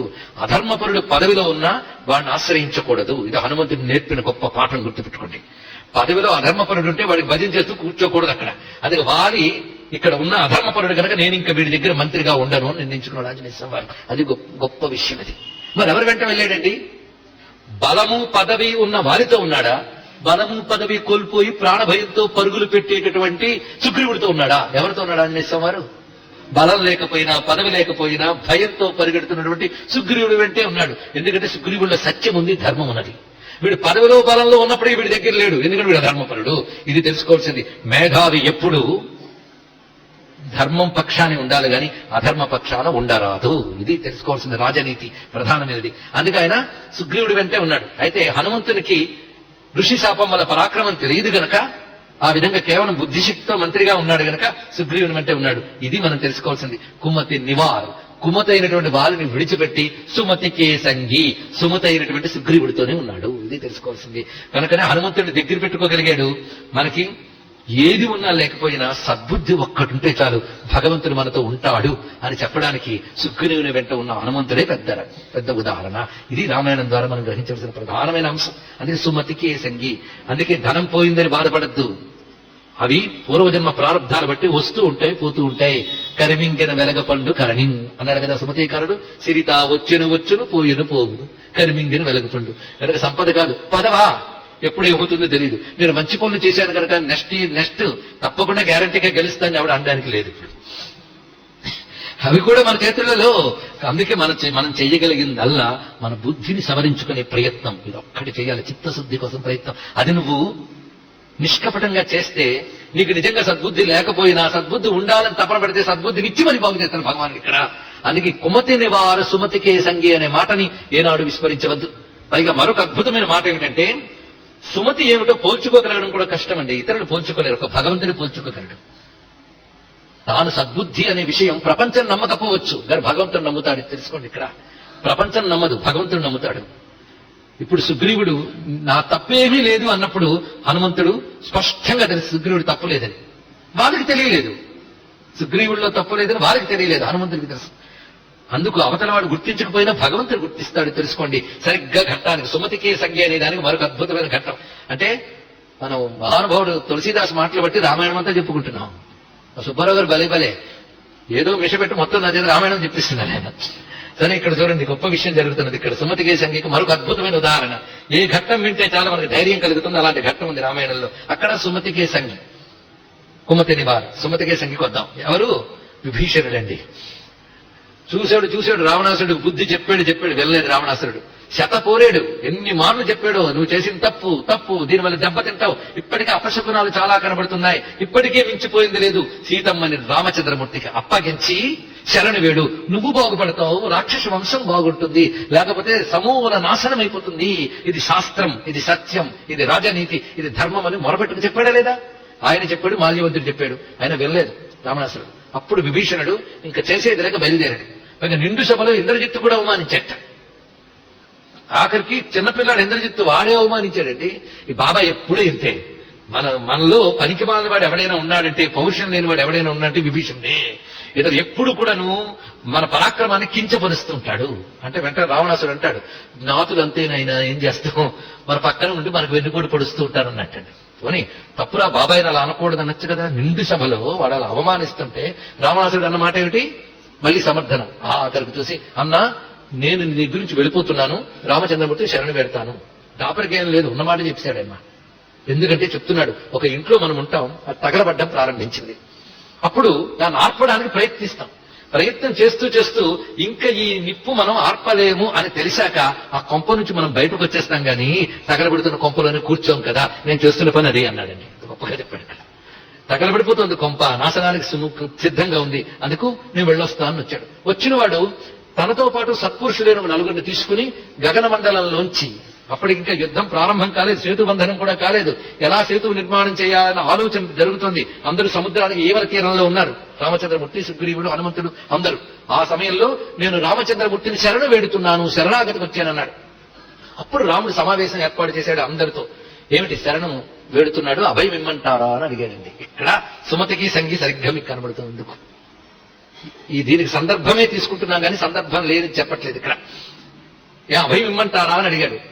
అందరూ కూడా ఇవ్వద్దు అని చెప్పిన వారే, మొత్తం అందరూ, సుగ్రీవుడు, అంగదుడు అందరూ చెప్తారు ఇవ్వద్దు, జాంబవంతుడు అందరూ కూడా ఇవ్వద్దు. ఎందుకంటే శత్రు సోదరుడు యుద్ధానికి ముందు వచ్చాడు కనుక మనం తొందరపడి తెచ్చుకున్నామా, ఏ వ్యూహంతో ఆ శత్రువు పంపాడో మనకు తెలియదు. మన దగ్గర ఉంటూ మన రహస్యాలని చేరవేయవచ్చు, మనకు దెబ్బతీయవచ్చు.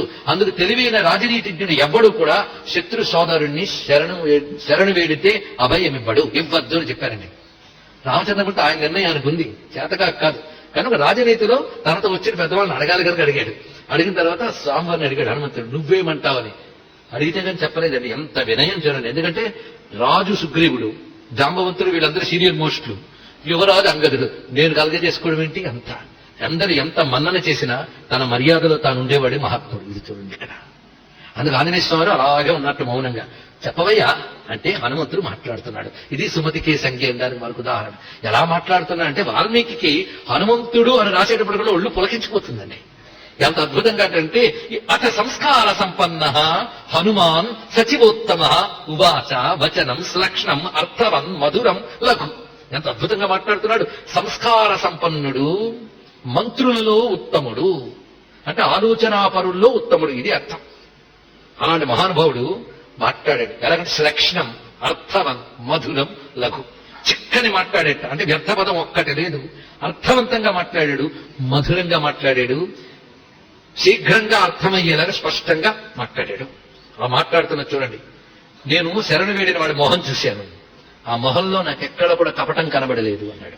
ముందు అది అవతల వాడి మాట వినడం కాదు, ఆ మాట్లాడుతున్నవాడు మొహం బట్టి చెప్పగలగాలి ఆయన. అందుకే మొహంలో ఎక్కడ కూడా కపటం లేదు. ప్రసన్నం వదనం చాపి తస్మాన్మే నాస్తి సంశయ. అతడి విషయంలో నాకు సందేహము లేదు. అతడు ప్రసన్నంగానే ఉన్నాడు, అతని దగ్గర కపటము లేదు అని. ఒకవేళ కపటముతో వచ్చాడు అనుకుందాం, వచ్చి ఏం చేస్తాడట? మనకి దెబ్బతీస్తాడా? వాడి చేత దెబ్బతినేటంత బలహీనులం కాం మనం వంచన చేసేవాడిని కనిపెట్టి కొట్టగలము. ఇది చక్కగా చెప్పాడు. అప్పుడు రామచంద్రమూర్తి చూస్తూ నవ్వుతున్నాడు హనుమంతుడి మాటలు విని. అప్పుడు ఒక మాట అన్నట్ట, ఇదిగో మమ్మల్ని అడిగేవి గాని మహాత్మా నీకు తెలియదా? నువ్వు అడిగేవి కనుక చెప్పాము, నిర్ణయం నీదే కదా అని నమస్కారం చేసేటండి. అప్పుడు రామచంద్రమూర్తి అందరూ వింటూ ఉంటే చెప్పాడు, నేను అతడికి అభయమిస్తాను అన్నాడు ఇక్కడ. అంటే ఈ చెప్పిన వాళ్ళల్లో ఎవరి అభిప్రాయంతో ఏకీభవించాడు రాముడు? అది అంటే ఆంజనేయుడు రాముడు ఒకేలా ఆలోచిస్తారు. అందుకే వాళ్ళిద్దరు హృదయం ఒకటే. ఇది తెలుసుకోవాల్సింది. రామ హృదయం హనుమ హృదయం ఒకటే, అదే ఆలోచించాడు. పైగా గొప్ప మాట అంటాడు. అది అప్పుడే విభీషణుడు కూడా చేరింది. ఏమనంటే అతడు వచ్చి ఇక్కడ మాయ చేయడానికి వీలు లేదు, చేస్తే సాగదు. నా కాలి కొనగోరితో పిశాచ దానవ యక్ష గంధర్వాది మాయల్ని ఎగరగొట్టగలను నేను అన్నాడు ఇక్కడ. అది రామచంద్రమూర్తి అంటే తన గొప్పతనం, తన ప్రతిభ, తన పరాక్రమం ఏంటో తనకు తెలిసిన వాడే సరి అయిన వీరుడు. అందుకు వాడు వంచన చేయడానికి వచ్చినా మనం వంచిప్పబడం, మన జాగ్రత్త మనకున్నది. రెండు రకాలుగా చెప్తారు ఇక్కడ. ఎందుకంటే ఒకవేళ వంచిస్తేనో అన్నారు కదా వాళ్ళు, దానికి సమాధానం సిద్ధం. పైగా యుద్ధం దగ్గర పెట్టుకుని అన్నగారిని విడిచిపెట్టి తమ్ముడు వస్తాడా అంటే, ఇలా వస్తే అన్నగారి బాధ నుంచి తప్పిస్తారని నీ కథ నేర్చుకున్నాడేమో అంటాడు సుగ్రీవుడితో. ఇందులోనే మర్మం అంతా ఉంది. ఎందుకంటే వాలి బాధ తట్టుకోలేక సుగ్రీవుడు శరణ పెడితే అభయమిచ్చాడు, రావణ బాధ తట్టుకోలేక ఈయన శరణ పెడితే ఈయనకి అభయమిస్తాడు. అది ఇక్కడ. అందుకే రామాయణంలో అన్నదమ్ములు అని ఎవరైనా రీసెర్చ్ చేస్తే 3 రకాల అన్నదమ్ములు తేలుతారండి మనకి. రామలక్ష్మణ భరత శత్రుఘ్నులు ఒక అన్నదమ్ముల సెట్, వాలి సుగ్రీవులు ఒక సెట్, రావణ విభీషణుడు ఒక సెట్, రావణ కుంభకర్ణులు మరొక సెట్. అది వదుద్దాం. ఈ సెట్లు చూడండి ఎలా ఉన్నాయో. ఇందులో రామలక్ష్మణ భరత శత్రుఘ్నులు ఆదర్శ సోదరులు. అంటే ఆ రామాయణ కాలంలో అసలు అన్నదమ్ములు కొట్టుకునే వాళ్ళు కారు అనద్దు. మరి వాళ్ళు సుగ్రీవులు ఎవరు? కొట్టుకునే వాళ్లే వాళ్ళు. మరి ఏమిటి ఇందులో ఉన్నటువంటి మర్మము అంటే, వాళ్ళు చక్కటి వాళ్లే, అన్నగారితో కలిసి ఉందాం, అన్నకి అనువుగా ఉందామని ప్రయత్నించిన వాళ్లే. కానీ వాళ్ళకి మంచి అన్నగారు దొరకలేదు, అది వచ్చింది బాధ. వీళ్ళ మంచి తమ్ముళ్ళుగా బతకనివ్వలేదు వాళ్ళు, అది ఇక్కడ బాధ. అందుకు కొన్ని ధర్మాలు చేయగలము కానీ అవతల వాళ్ళు మరీ అధర్మమైనప్పుడు మనం నిభాయించలేము. ఇది తెలుసుకోవాల్సింది. అందుకు ఒక్కొక్కప్పుడు అవతల వాళ్ళ అనుకూలత వల్ల కూడా మనం మంచి మంచి ధర్మములు చేయగలం. అప్పుడు అంటాడు రామచంద్రమూర్తి గొప్ప మాట అంటాడు, చూడు అందరి కొడుకులు నాలా ఉండరు, అందరి కొడుకులు నాలా ఉండరు, అందరి స్నేహితులు నీలా ఉండరు, అందరి తమ్ముళ్ళు భరతుల్లా ఉండరు అన్నాడు. ఎంత అద్భుతమైన మాట అండి, అద్భుతమైన మాట అది. ఎందుకంటే తన చేతికి వచ్చిన రాజ్యం కూడా నాకు అక్కర్లేదు విడిచిపెట్టిన మహానుభావుడు అయినా. అది ఇక్కడ త్యాగం, ఆ త్యాగం గొప్పతనం. స్వార్థం చూసుకోవడం తప్పు కాదు, కానీ త్యాగం దానికంటే గొప్పది. అది పెద్ద రహస్యమైన విషయం. అది త్యాగం అంత అద్భుతం. అందుకే భరతుడు లాంటి తమ్ముడు లేడు అన్నాడు, కానీ సుగ్రీవుడు లాంటి తమ్ముడు లేదు అన్నది ఇక్కడ. సుగ్రీవుడు తమ్ముడుగా మెచ్చుకోవడానికి ఏం లేదు, అలాగే చెడ్డవాడు అనలేం కానీ మంచివాడు కాడు, తమ్ముడుగా స్నేహితుడిగా చాలా గొప్పవాడు.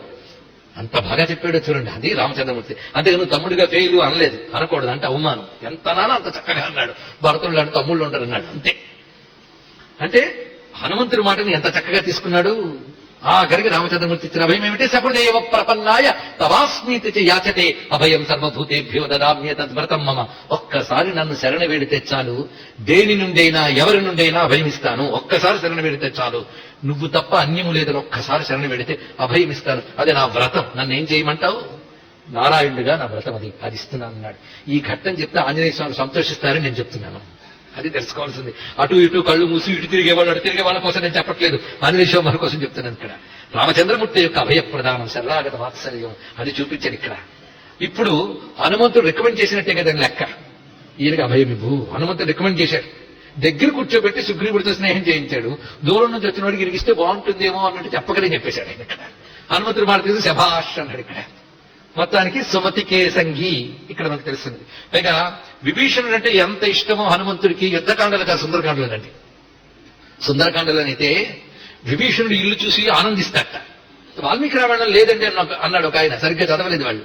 సత్పురుషులు కొందరిని చూసి ఆంజనేయుడు ఆనందించాడు అన్నారు.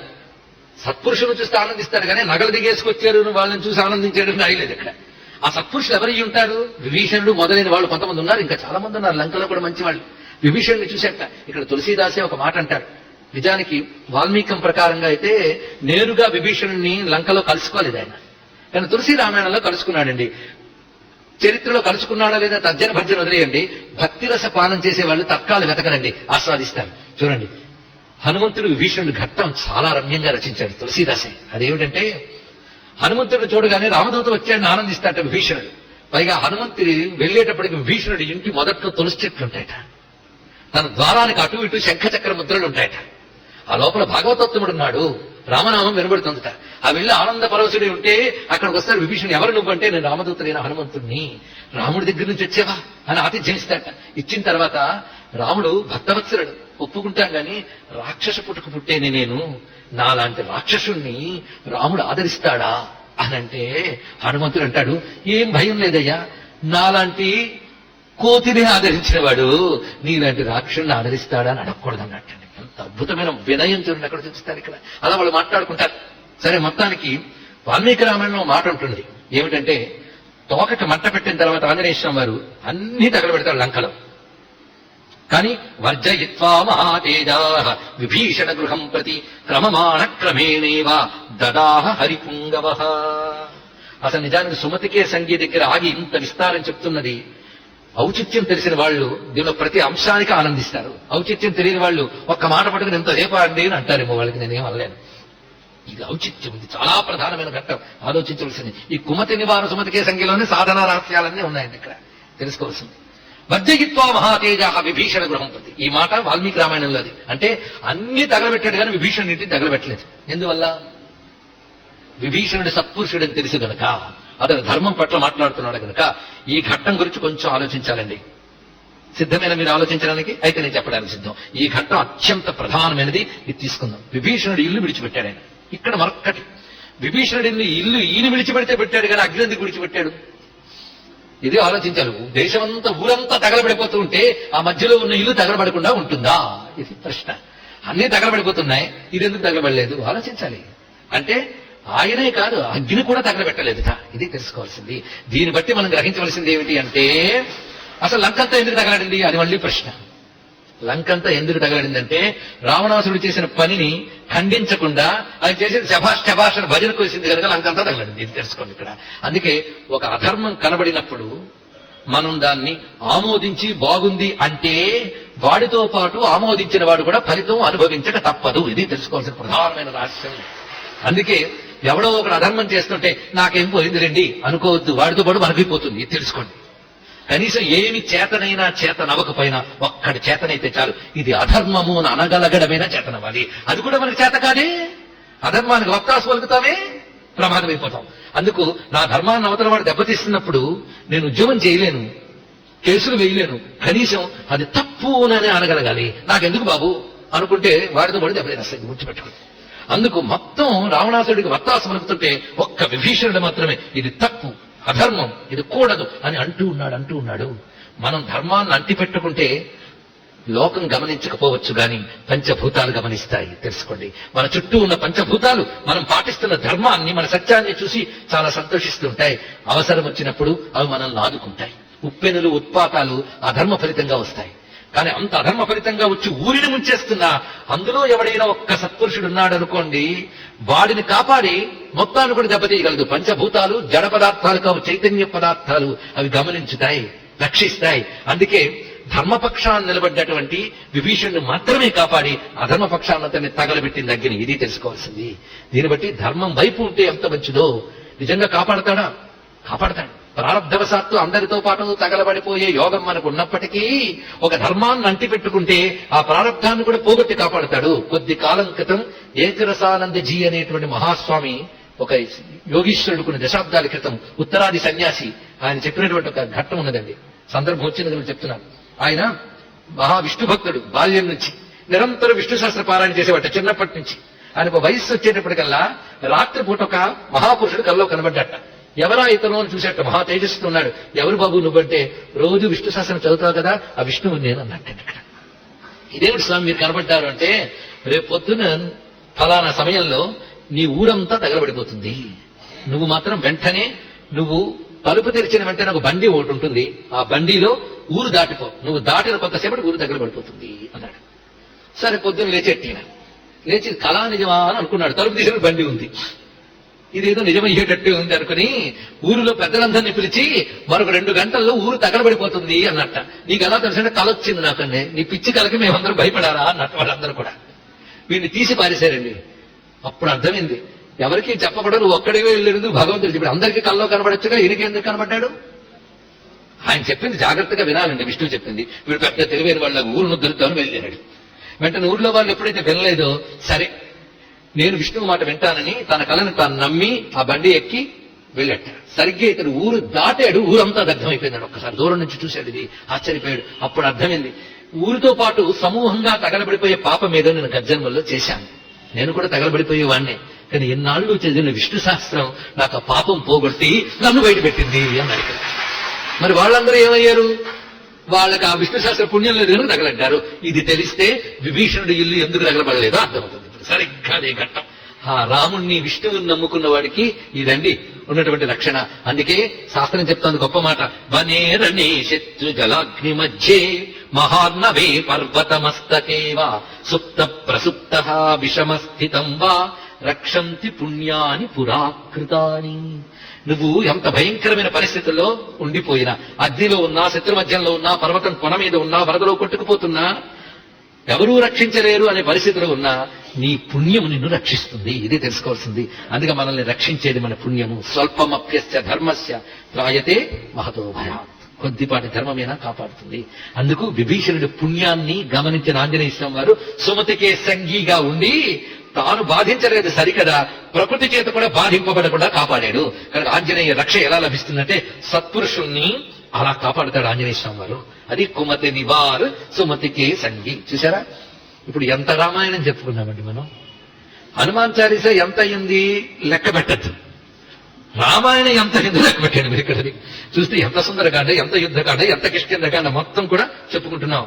ఇంకా వెంటనే కౌంటింగ్ చేసుకుని 3 రోజులకు 3 చౌపాయిలు అయితే మిగిలిన 9 రోజుల్లో ఎన్ని చౌపాయిలు చెప్పగలడు ఈయన అని మాత్రం లెక్క కట్టదు. మీకు మాట ఇస్తున్న 40 చౌపాయిలు పూర్తి చేయండి భీమవరం నుంచి కథ.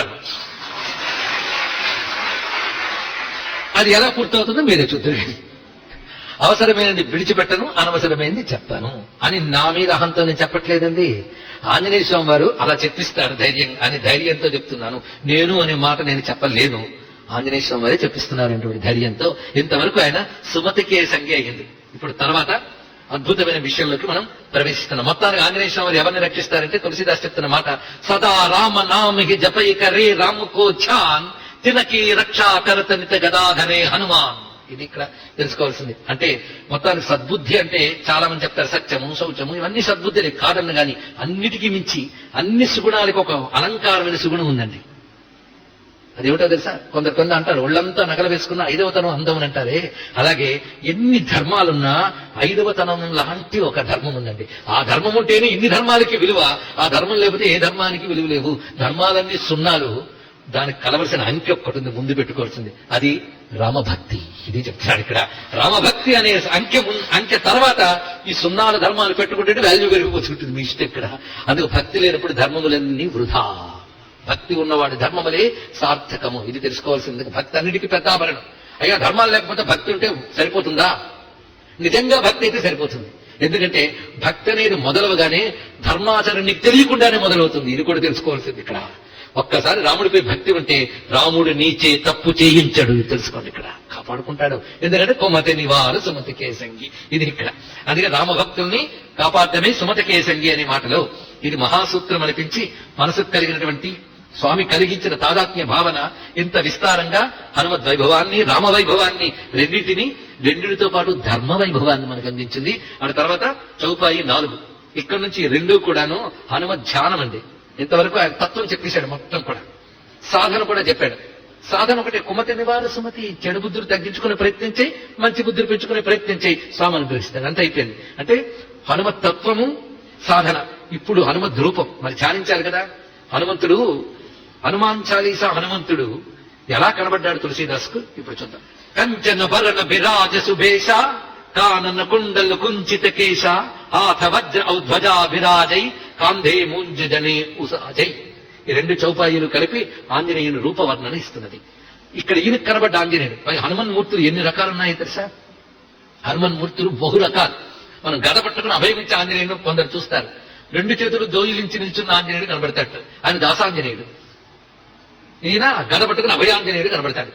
ఇంకా పంచముఖాంజనేయుడు, 20 భుజాంజనేయుడు, యోగాంజనేయుడు. ఈయన ఒక మూర్తి. మీకు వినే ఓపిక శ్రద్ధ ఉంటే ఎన్ని రకాల మూర్తులున్నాయి, ఆ మూర్తి ఎలా ఉంటాడు వర్ణించుకోవచ్చు సమయం దొరికితే. ఆ వర్ణాన్ని ఒక ధ్యానం చేసుకుంటే ఆ యోగాంజనేయ మూర్తి ఒకటి ఉంది, 20 భుజాంజనేయుడు ఉన్నాడు, పంచముఖాంజనేయుడు ఉన్నాడు, రకరకాలు. ఏ మూర్తిని ధ్యానిస్తే ఏ ప్రయోజనం ఉన్నది. అది చిత్రం అండి. ఒక్కొక్క దానికి కొన్ని రోగాలు పోవడానికి కొన్ని మూర్తులు. అలాగే సంజీవ పర్వతం పట్టుకుని ఉన్నటువంటి ఉంటూ గద పట్టుకుని ఉన్న మూర్తి కూడా ఉన్నాడు. ఎన్ని రకరకాల మంత్రమూర్తులు.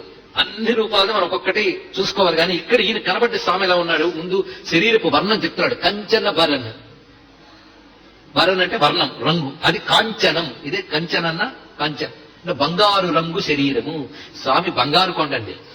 బంగారు కొండ అని అంటాం కదండి. నిజంగా బంగారు కొండ. కొండలాంటి శరీరం బంగారంలో నిగనగలాడిపోతుందిట. అదే అంటారు ఉద్యదాదిత్య శంకాసం ఉదార భుజ విక్రమం కందప్ప కోటి లావణ్యం. హనుమంతుడు ఎంత అందగాడో మంత్రశాస్త్రం చెప్తుంది. మీరు ఒప్పుకుంటారా? కందప్ప కోటి లావణ్యం. కోట్ల కొలిద మన్మధులు కూడా ఆంజనేయుడి ముందు నిలబడలేట. అంత అందగాటండి. ఏమిటా అందం? ఉపాసకుడికి తెలుస్తుంది. అంతే, అంత అందగాడు. పైగా ఉద్యదాదిత్య సంకాసం, ఉదయిస్తున్న సూర్యులా మెరిసిపోతున్నట్ట. ఉదార భుజ విక్రమ, మంచి బలమైన భుజాలతో ఉన్నాడు. కందర్ప కోటి లావణ్యం, సర్వ విద్యా విశారదం, శ్రీరామ హృదయానందం, భక్త కల్ప మహీరవం, అభయం వరదం. ఈ 2 చేతులతో, ఒక చేత అభయం, ఇంకో చేత్తో వరద ముద్ర పట్టుకున్నటువంటి అభయం వరదం దౌర్భ్యాం కలయే మారుతాత్మజం మాం పశ్య పశ్య హనుమాన్ నిజ దృష్టిపాత మాం రక్ష రక్ష పరితో విపు దుఃఖ పుంజాం. స్వామి నన్ను చూడవయ్యా, రక్షించవయ్యా. ఆ బంగారు కాంతితో వెలిసిపోతున్న స్వామి అంటే కంచన వరణ. అద్భుతమైనటువంటి కాంచన వర్ణ దేహంతో ఉన్నాడు.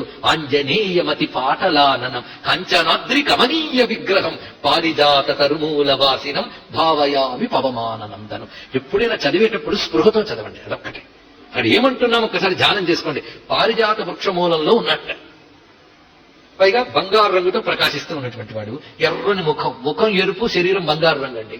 సాధారణంగా చూడండి, మంచి పసిమి రంగు కలిగిన శరీరాలు బుగ్గలు కాస్త ఎర్రగానే ఉంటాయి, మంచి రక్తపుష్టి ఉంటాయి. అలాగే ఎర్రని ముఖంట, దాంతో ప్రకాశిస్తున్నాడు. బంగారు రంగు శరీరంతో ఉన్నాడు. అది ఆయన యొక్క స్వరూపం. అంత అందమైనటువంటి రూపంతో ఉన్నాడు. పైగా పారిజాత తరుమూల వాసినం. మొన్న ఎవరు వాళ్ళ ఇంటికి తీసుకెళ్లి ఒక చెట్టు కింద ఆంజనేయ స్వామిని పెట్టారు. ఏమిటమ్మా అంటే ఇది పారిజాతం చెట్టు అండి. ఆయన పారిజాతం చెట్టు కింద ఉంటాడు కనుక ఇక్కడ పెట్టానండి. కానీ ఈ మధ్య గొంగళ్ళు వచ్చేస్తున్నాయండి అని ఆవిడ చిన్న నవ్వుకోవాల్సి వచ్చింది. పారిజాతం అంటే ఈ పారిజాతం చెట్టు కాదండి. పారిజాతం అంటే కల్పవృక్షము. ఇది అర్థం ఇక్కడ. కల్పవృక్షపు జాతులు పారిజాతము, హరిచందనము, మందారము, సంతానము, కల్పకము అని కల్పవృక్షపు జాతులు ఇవి. కనుకనే పారిజాతం, మందారం భూమి మీద దొరకదు. అవి కల్పవృక్షాలు.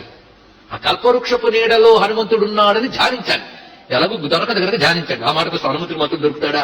ధ్యానించాల్సింది. ఆ కల్పవృక్షం ఒకటి ఏదో, ఆ కల్పవృక్ష మూలంలో ఆయన బంగారు రంగుతో కూర్చున్నాడు. అలా ధ్యానించండి. అది తెలుసుకోవాల్సింది. పారిజాతం అంటే కల్పవృక్షం. మనం ఎలాగో చూడలేం కనుక ఈ చెట్టుగా పేరు పెట్టుకున్నాం అంతే. కనుక మీరు దీన్ని పారిజాతం పిలిస్తే తప్పేం లేదు కానీ ఇదే పారిజాతం అనుకోవద్దు, అది చెప్పడు ఇక్కడ. కానీ కల్పవృక్ష మూలంలో ఉన్నాడని అర్థం. పారిజాత తరుమూల వాసనం అనగా మందార మూలంలో కృష్ణుడు ఉన్నట్టుగా ధ్యానించమని మాట ఉన్నది. మందార మూలే మదనాభిరామం. మందార మూలం అంటే మనం అనుకునే ఎర్ర పువ్వులు హైబిస్కస్ కాదు, అది మందారం అంటే కల్పవృక్షం. అయితే దీన్ని మీరు మందారం అనుకుంటే తప్పు లేదు కానీ ఇది కల్పవృక్షం అంటే మాత్రం తప్పేది, గుర్తుపెట్టారు. మొత్తానికి కల్పవృక్ష మూలంలో ఉన్న ఆంజనేయ స్వామి వారు బంగారు రంగుతున్నాడు. అంత అందమైన స్వరూపాన్ని చెప్పుకున్నాం. అంతేకాదు సీతమ్మ అశోకవనం క్రింద చెట్టు కింద ఉంది కదా, శిశుపా వృక్షం క్రింద అంతసేపు దుఃఖితురాలే, దుఃఖం తట్టుకోలేక ఇంకా తన జడతో తానే ఊరు పోసుకోబోతూ ఉంటే చెట్టు మీద నుంచి స్వామివారు కథ వినిపించారు, రామకథని. ఆ రామకథ ఎంత జాగ్రత్తగా వినిపించారంటే ఎక్కడో దూరం నుంచి వస్తున్నట్టుగా గొంతు మార్చేటండి. నేను హఠాత్తుగా కొమ్మ మీద వినిపిస్తే ఉలిక్కిపడి తల్లి చూస్తుంది పైకి, కానీ చాలా జాగ్రత్తగా ఆంజనేయ స్వామి వారు ఎక్కడో దూరం నుంచి వస్తూ చెట్టు మీద వాలినట్టుగా అన్నారట. ఎంత చక్కగా చూడండి. అప్పుడు కొంతసేపటికి తల్లి ఆ రామకథ విని అలవాటు పడి పైకి చూసింది. అప్పుడు అప్పుడు కనబడ్డట స్వామి ఎలా ఉన్నాడో చూడండి, వర్ణిస్తున్నారు. సరిగ్గా కంచన భరణ విరాజ సువేశ కానన కుండల కుంచిత కేశ ఆథమంత్రవ ధ్వజా విరాజి కాంతే ముంజ జనే సాజే. అది తచ్చ సాకాంతరే నీరం దృష్ట్వా చలిత మానస వేష్టితార్జున వస్త్రం తం విద్యుత్ సంఘాత పింగళం సా దదర్శ కపిం తత్ర ప్రసృతం ప్రియవాదినం ఫుల్లాసోకోత్కరాభాసం తప్తచామీక రక్షణం. సుందరకాండలో శ్లోకములు ఇవి. అక్కడ కొమ్మల నడుములో కూర్చున్నట్టు ఆయన ఎలా ఉన్నట్టే వేష్టితార్జున వస్త్రంచా. అర్జున అంటే తెలుపునర్థం. ఆ తెల్లని వస్త్రం కట్టుకుని విద్యుత్ సంఘాత పింగళం మెరుపు తీగల గుంపులాగా ఉన్నట్టండి. అంత అందమైన మాట అది. సంఘాతం అంటే సమూహం. మెరుపు తీగలు ఇన్ని తీసుకొచ్చి ఒక దగ్గర పెట్టినట్టున్నట్ట. అంటే మెరుపు తీగలు అలా మెరిసిపోతుంటాయో బంగారు రంగు, లోపల కొంచెం ఎరుపు కూడా కలిసి ఉంటుంది. విద్యుత్ సంఘాత పింగళం. పైగా ఫుల్లాశోకోత్కరాభాసం. పైగా అశోక వృక్ష శిశుపా వృక్షములు కలిసి ఉన్నాయి. అశోక వృక్షం మధ్యలో ఉన్నారు కదా ఆయన. అశోక వృక్షాలు కొన్ని కుసుమాలు ఉంటాయట. మనం చూసే పొడుగాడి చెట్లు కాబట్టి అశోక వృక్షములు అంటే, అశోక వృక్షములు అనేవి హిమోత్పర్వతాది ప్రాంతాల్లో ఉంటాయి. మనం గతంలో చెప్పుకున్నట్టు నాకు గుర్తు. అశోక వృక్షాలంటే ఇవి కావు, అవి ఒక ప్రత్యేకమైన వృక్షములు. వాటిని కాళిదాసు కూడా వర్ణించాడు. ఆ వర్ణన విని రవీంద్రనాథ్ ఠాగూర్ పర్వత ప్రాంతాల నుంచి సేకరించి కలకత్తాలో శాంతినికేతన్లో ఆయన అశోక వృక్షములు వేశాడు. ఆయన ఆ అశోక వృక్షం చాలా అందంగా ఉంటుంది. వాటి కుసుమాలు కూడా ఉంటాయి. ఇలాంటి కుసుమాలు మీరు అనుకున్న అశోక చెట్టుకు లేవు. ఆ కుసుమాలు పసుపు ఎరుపు రంగుతో ఉంటాయటండి. ఈయన కూర్చున్నది అశోక వృక్షం పైన కదా. స్వామి ఎలా ఉన్నాడంటే అశోక కుసుమాల గుంపులా ఉన్నట్టు. ఈయన పెద్ద ముట్టుగా చిన్నపిల్లవాళ్ళ కూర్చున్నాడు గనక పూల గుత్తులు ఫుల్లాశోకోత్కరాభాసం అని వర్ణించాడు వాల్మీకి. అంటే అంత మెత్తదనం కనబడుతోంది ఆయనకి. అంత మెత్తని వాళ్ళు కూర్చున్నాడు. ఆ మెత్తని పువ్వు ఎంత మెత్తగా ఉంటుందో అంత మెత్తని కాంతితో కనబడుతున్నాడు. పైగా తప్త చామీక రక్షణం, కరగబెడుతున్న బంగారం లాంటి కళ్ళుట. అంత తేజోమయంగా ఉన్నాయి నేత్రములు. అలా చూస్తున్నాడు. తెల్ల నార చీర ధృతి దాల్చునాతని వెల్ల జన్నిదంబు వెలయువాని బ్రహ్మచారి వేషభాసురు వానరు చూచె చెట్టు మీద క్షోణి జాత, చూచె చెట్టు మీద క్షోణి జాత. పరమ బుద్ధిమంతు బహుభీకరాకారు పరమసత్వమూర్తి పరమశూరు పరమమౌని మరియు పరమవాగ్మి.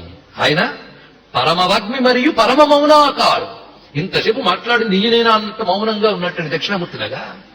అందుకు పరమ మౌని మరియు మౌనాకారుడు వాగ్మి రెండు ఆయన. అదేవిధంగా బుద్ధిమంతుడు పరాక్రమవంతుడు, సౌమ్యుడు శూరుడు, ఆ రెండు కూడా ఆయన దగ్గర కనబడుతున్నాయట. అలా కూర్చుని చెట్టు మీద చూసింది తల్లి స్వామివారిని. ఎంత అందంగా ఉన్నాడు. కంచన వరణ అని విరాజ సువేశ. కంచన వర్ణంతో ప్రకాశించడమే కాకుండా సువేషం, చక్కని వేషం ధరించి ఉన్నట్ట. ఆ వేషంలో కిరీటము, కుండలములు, అద్భుతమైన వస్త్రము, ఆభరణములు, ఇవన్నీ సువేషము అంటే మంగళకరమైన వేషము దాల్చి ఉన్నాడు స్వామివారు.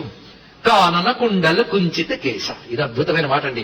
ఈ కాన్ అంటే చెవి, కానన్ కుండలంటే చెవికి పెట్టుకున్న కుండలములు అని అర్థం. ఈ కుండలములు చాలా ముఖ్యమైన అంశం. ఇది కుండలాలతో ఉన్న ముఖం ధ్యానించేటప్పుడు సుబ్రహ్మణ్య స్వామిని హనుమంతుడిని చెప్తారు. ఇక్కడ చూడండి, సుబ్రహ్మణ్య స్వామి కుండలాన్ని వర్ణిస్తూ శాస్త్రంలో మాట ఉన్నది. ఉమాకోమల హస్తాబ్జ సంభావిత లలాటికం హిరణ్య కుండలం వందే కుమారం పుష్కరస్రజం. పార్వతీదేవి ఒళ్ళో పెట్టుకున్న సుబ్రహ్మణ్య స్వామిని ఆ తల నిమురుతోందిటండి.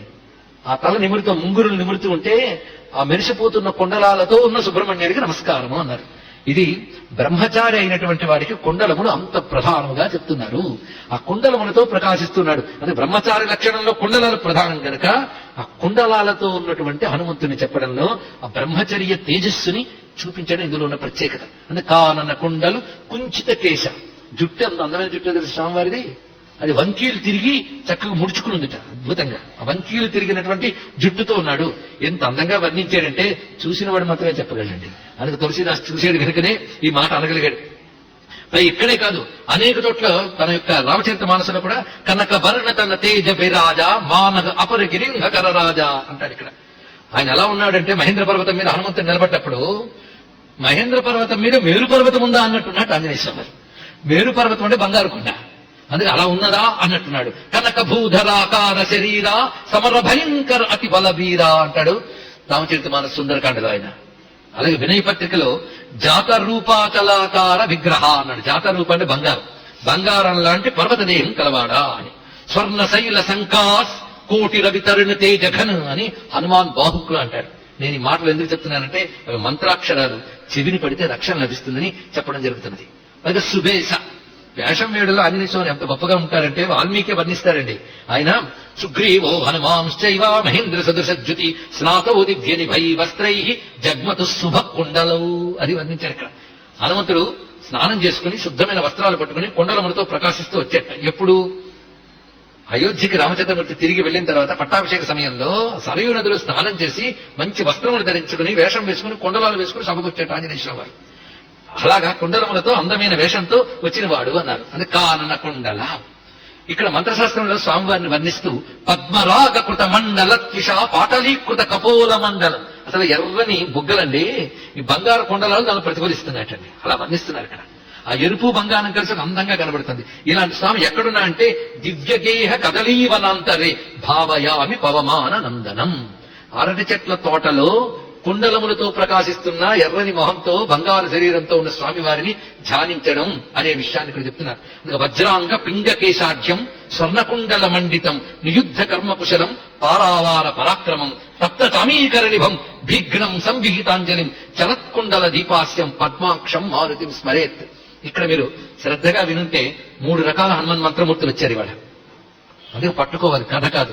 ఎలాంటి మూర్తులు వచ్చారు చూడండి. కల్పవృక్షం కింద కూర్చున్న బంగారు కొండ, కదలీవన మధ్యంలో కూర్చున్నాడు, అక్కడ కూడా కుండలాలు శరీరం అదే.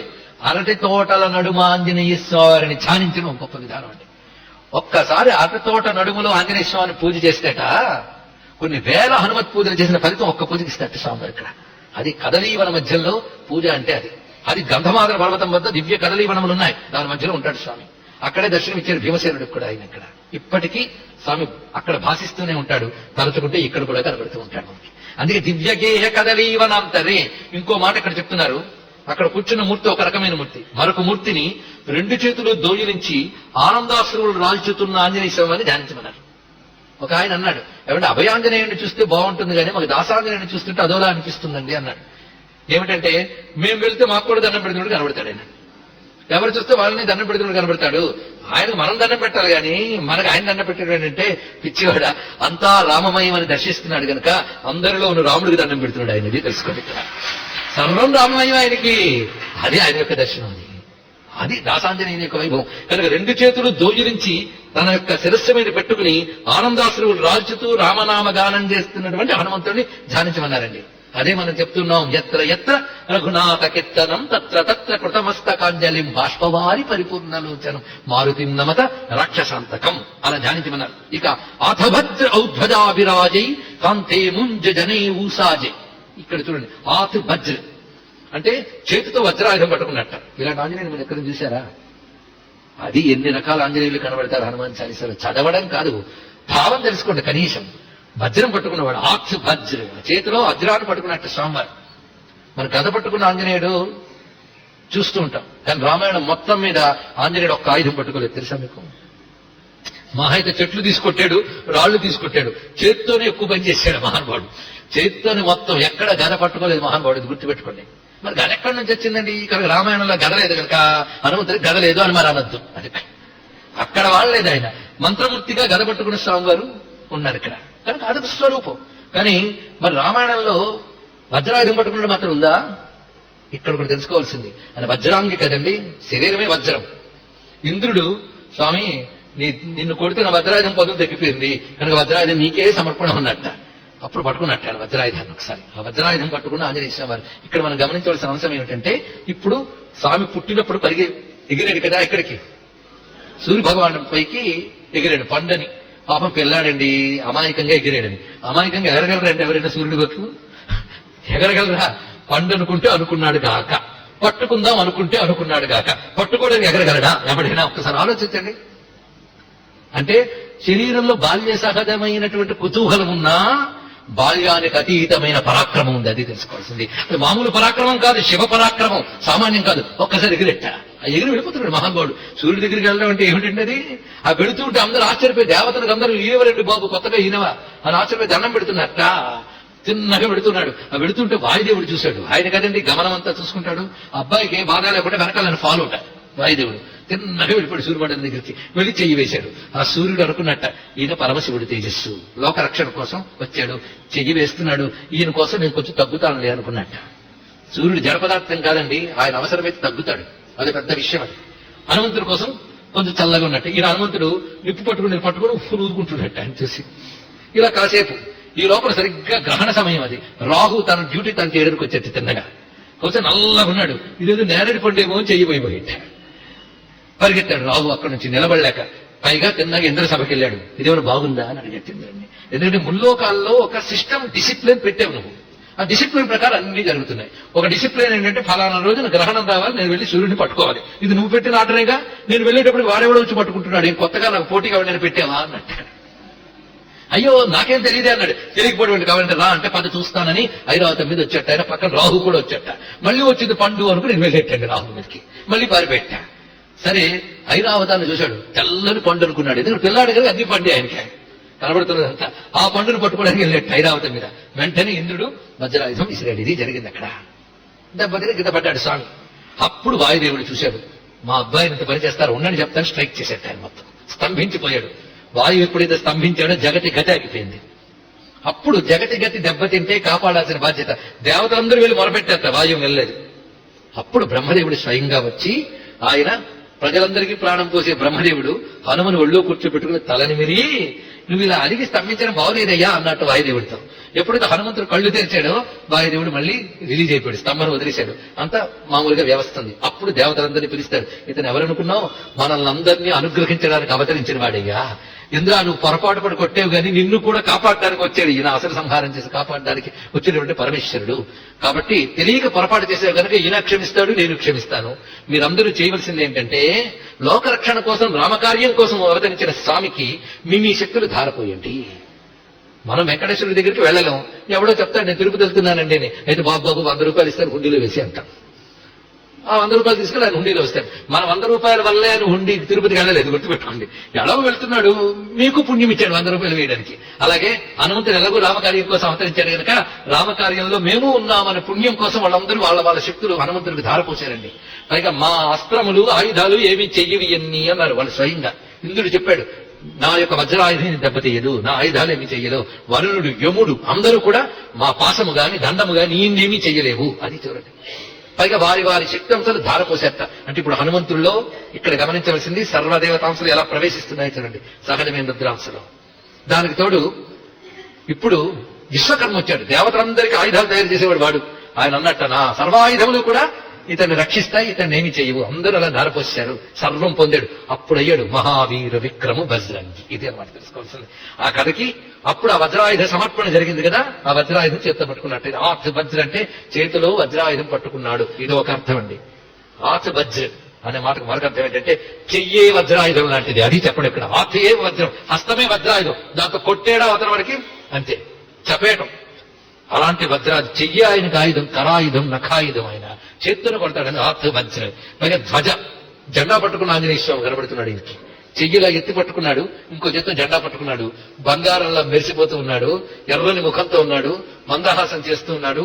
కాంధే మూంజ్ జనేవు సాజే. కాంధే అంటే భుజమునకు, మూంజ్ అంటే ముంజగడ్డితో చేసిన, జనేవు అంటే జంధ్యము, యజ్ఞోపగీతము, దాని సాజై ధరించి ఉన్నాడు అని అర్థం. అంటే భుజం నుంచి ముంజగడ్డితో చేసిన జంధ్యంట అది ధరించి ఉన్నాడు. అంటే బ్రహ్మచారికి లక్షణంగా ఆ గడ్డితో చేసిన పవిత్రమైనటువంటి దాన్ని ధరించి ఉన్నాడు అని చూపిస్తున్నాడు భుజం నుంచి. అంటే యజ్ఞోపవీతం. ఇప్పుడు మనకు రూపం వచ్చేసింది కదా, జెండా పట్టుకున్నాడు, చెయ్యెత్తి పెట్టుకున్నాడు. ఆ చెయ్య వజ్రాయుధంగా ప్రకాశిస్తోంది. బంగారంలో ఉన్నాడు స్వామి. ఆ మూర్తిని అలా మనసులో పెట్టుకుని ఆ స్వామికి మంగళహారతి ఇచ్చి రేపటి రోజున మళ్ళీ సమావేశమై మిగిలినటువంటి కథను చూద్దాం. సర్వం శ్రీ హనుమచ్చరణారవిందార్పణమస్తు.